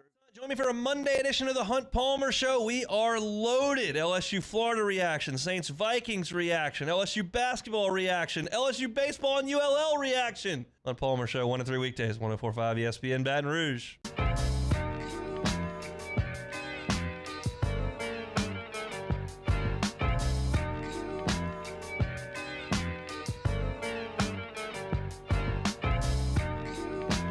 OTB OT with Hester and T-Bob on 104.5 ESPN Baton Rouge and 94.7 ESPN Alexandria. Yo, do want to remind you to go check out DraftKings. More on that in a minute.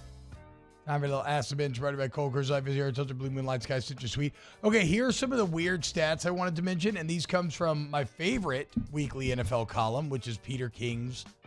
Now it's called Football Night in America. It used to be Monday Morning Quarterback, but it's awesome. Since Halloween last year, Detroit, the Lions, 15-4. The Bills, 13-7. We use the Vikings 1-4 with Jets, 5-0 without. How about this? Most sacks in your first 100 games. TJ Watt edges out JJ Watt, 88 to 87.5. Second and third in NFL history. Who would for Reggie White? At 105. 105 in his first 100, not even close. I just remember watching the Watt Bros. God, that's incredible that they're brothers and they're that close and they're up there like that. But I remember watching a special when I was a kid, like Reggie White's first couple of years in the league, like unblockable. Couldn't block him. Insanity. 105. 105. My God. I got to ask your dad about him because I've heard Lawrence Taylor stories. I want to ask him about him. He's very, that old Eagles line with him, I think it was Jeffrey Simmons in the line. Who's the other big names in there? There's a big interior guy that was awesome. I can't remember his name off the top of my head. Yeah, no, he talks about. He passed away like young, right? Who, the other guy. Jerome Brown. Yeah. I think that's it. Tommy DeVito still lives at home, and his mom makes his bed. Yep. He lives with his parents, 25 years old. I don't think I'd admit that if I was an NFL quarterback. I feel like that's a red flag. Is it not? Am I crazy? He's, undrafted guy. Didn't know he was going to make the team. His parents live right there in New Jersey. I don't know, man. You're not at home a lot. Burrow did till halfway through his rookie year or something like that. Okay. Remember, he was saying he lived in his parents' basement out on draft night when he got drafted. Maybe I'm wrong. Yeah, living at home is way more accepted these days. There's a lot of 30-somethings with their parents.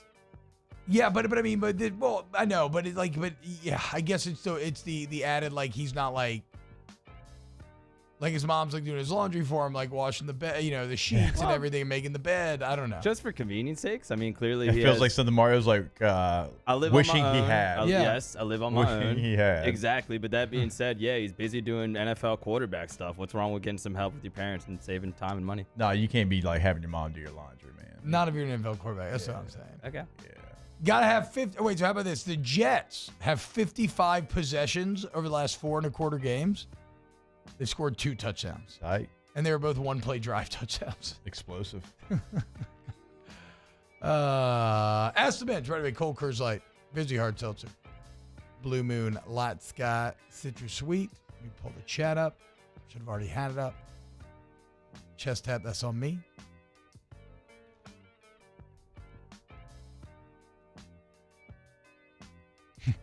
Greg says Watt's parents should be studied.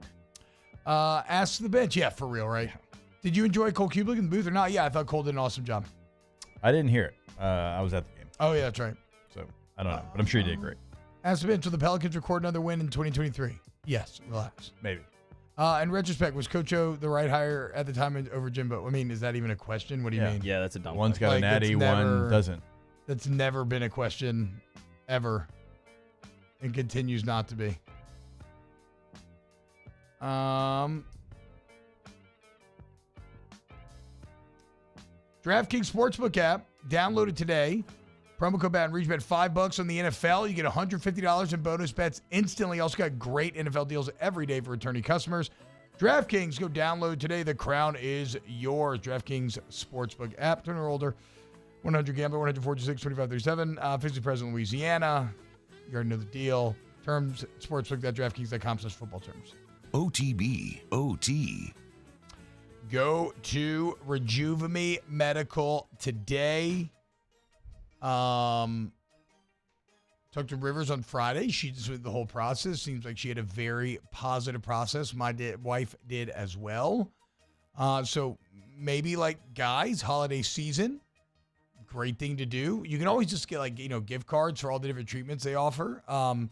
But maybe like set up a consultation or something, right? Surprise her. You get her what she wants to feel younger, better, stronger, faster.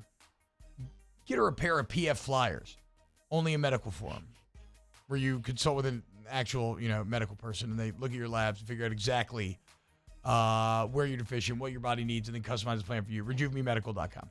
I've actually never really talked with anyone that's been through the process and had anything negative to say about it. I mean, quick and easy process, right? So go get that consultation set up, RejuveMeMedical.com.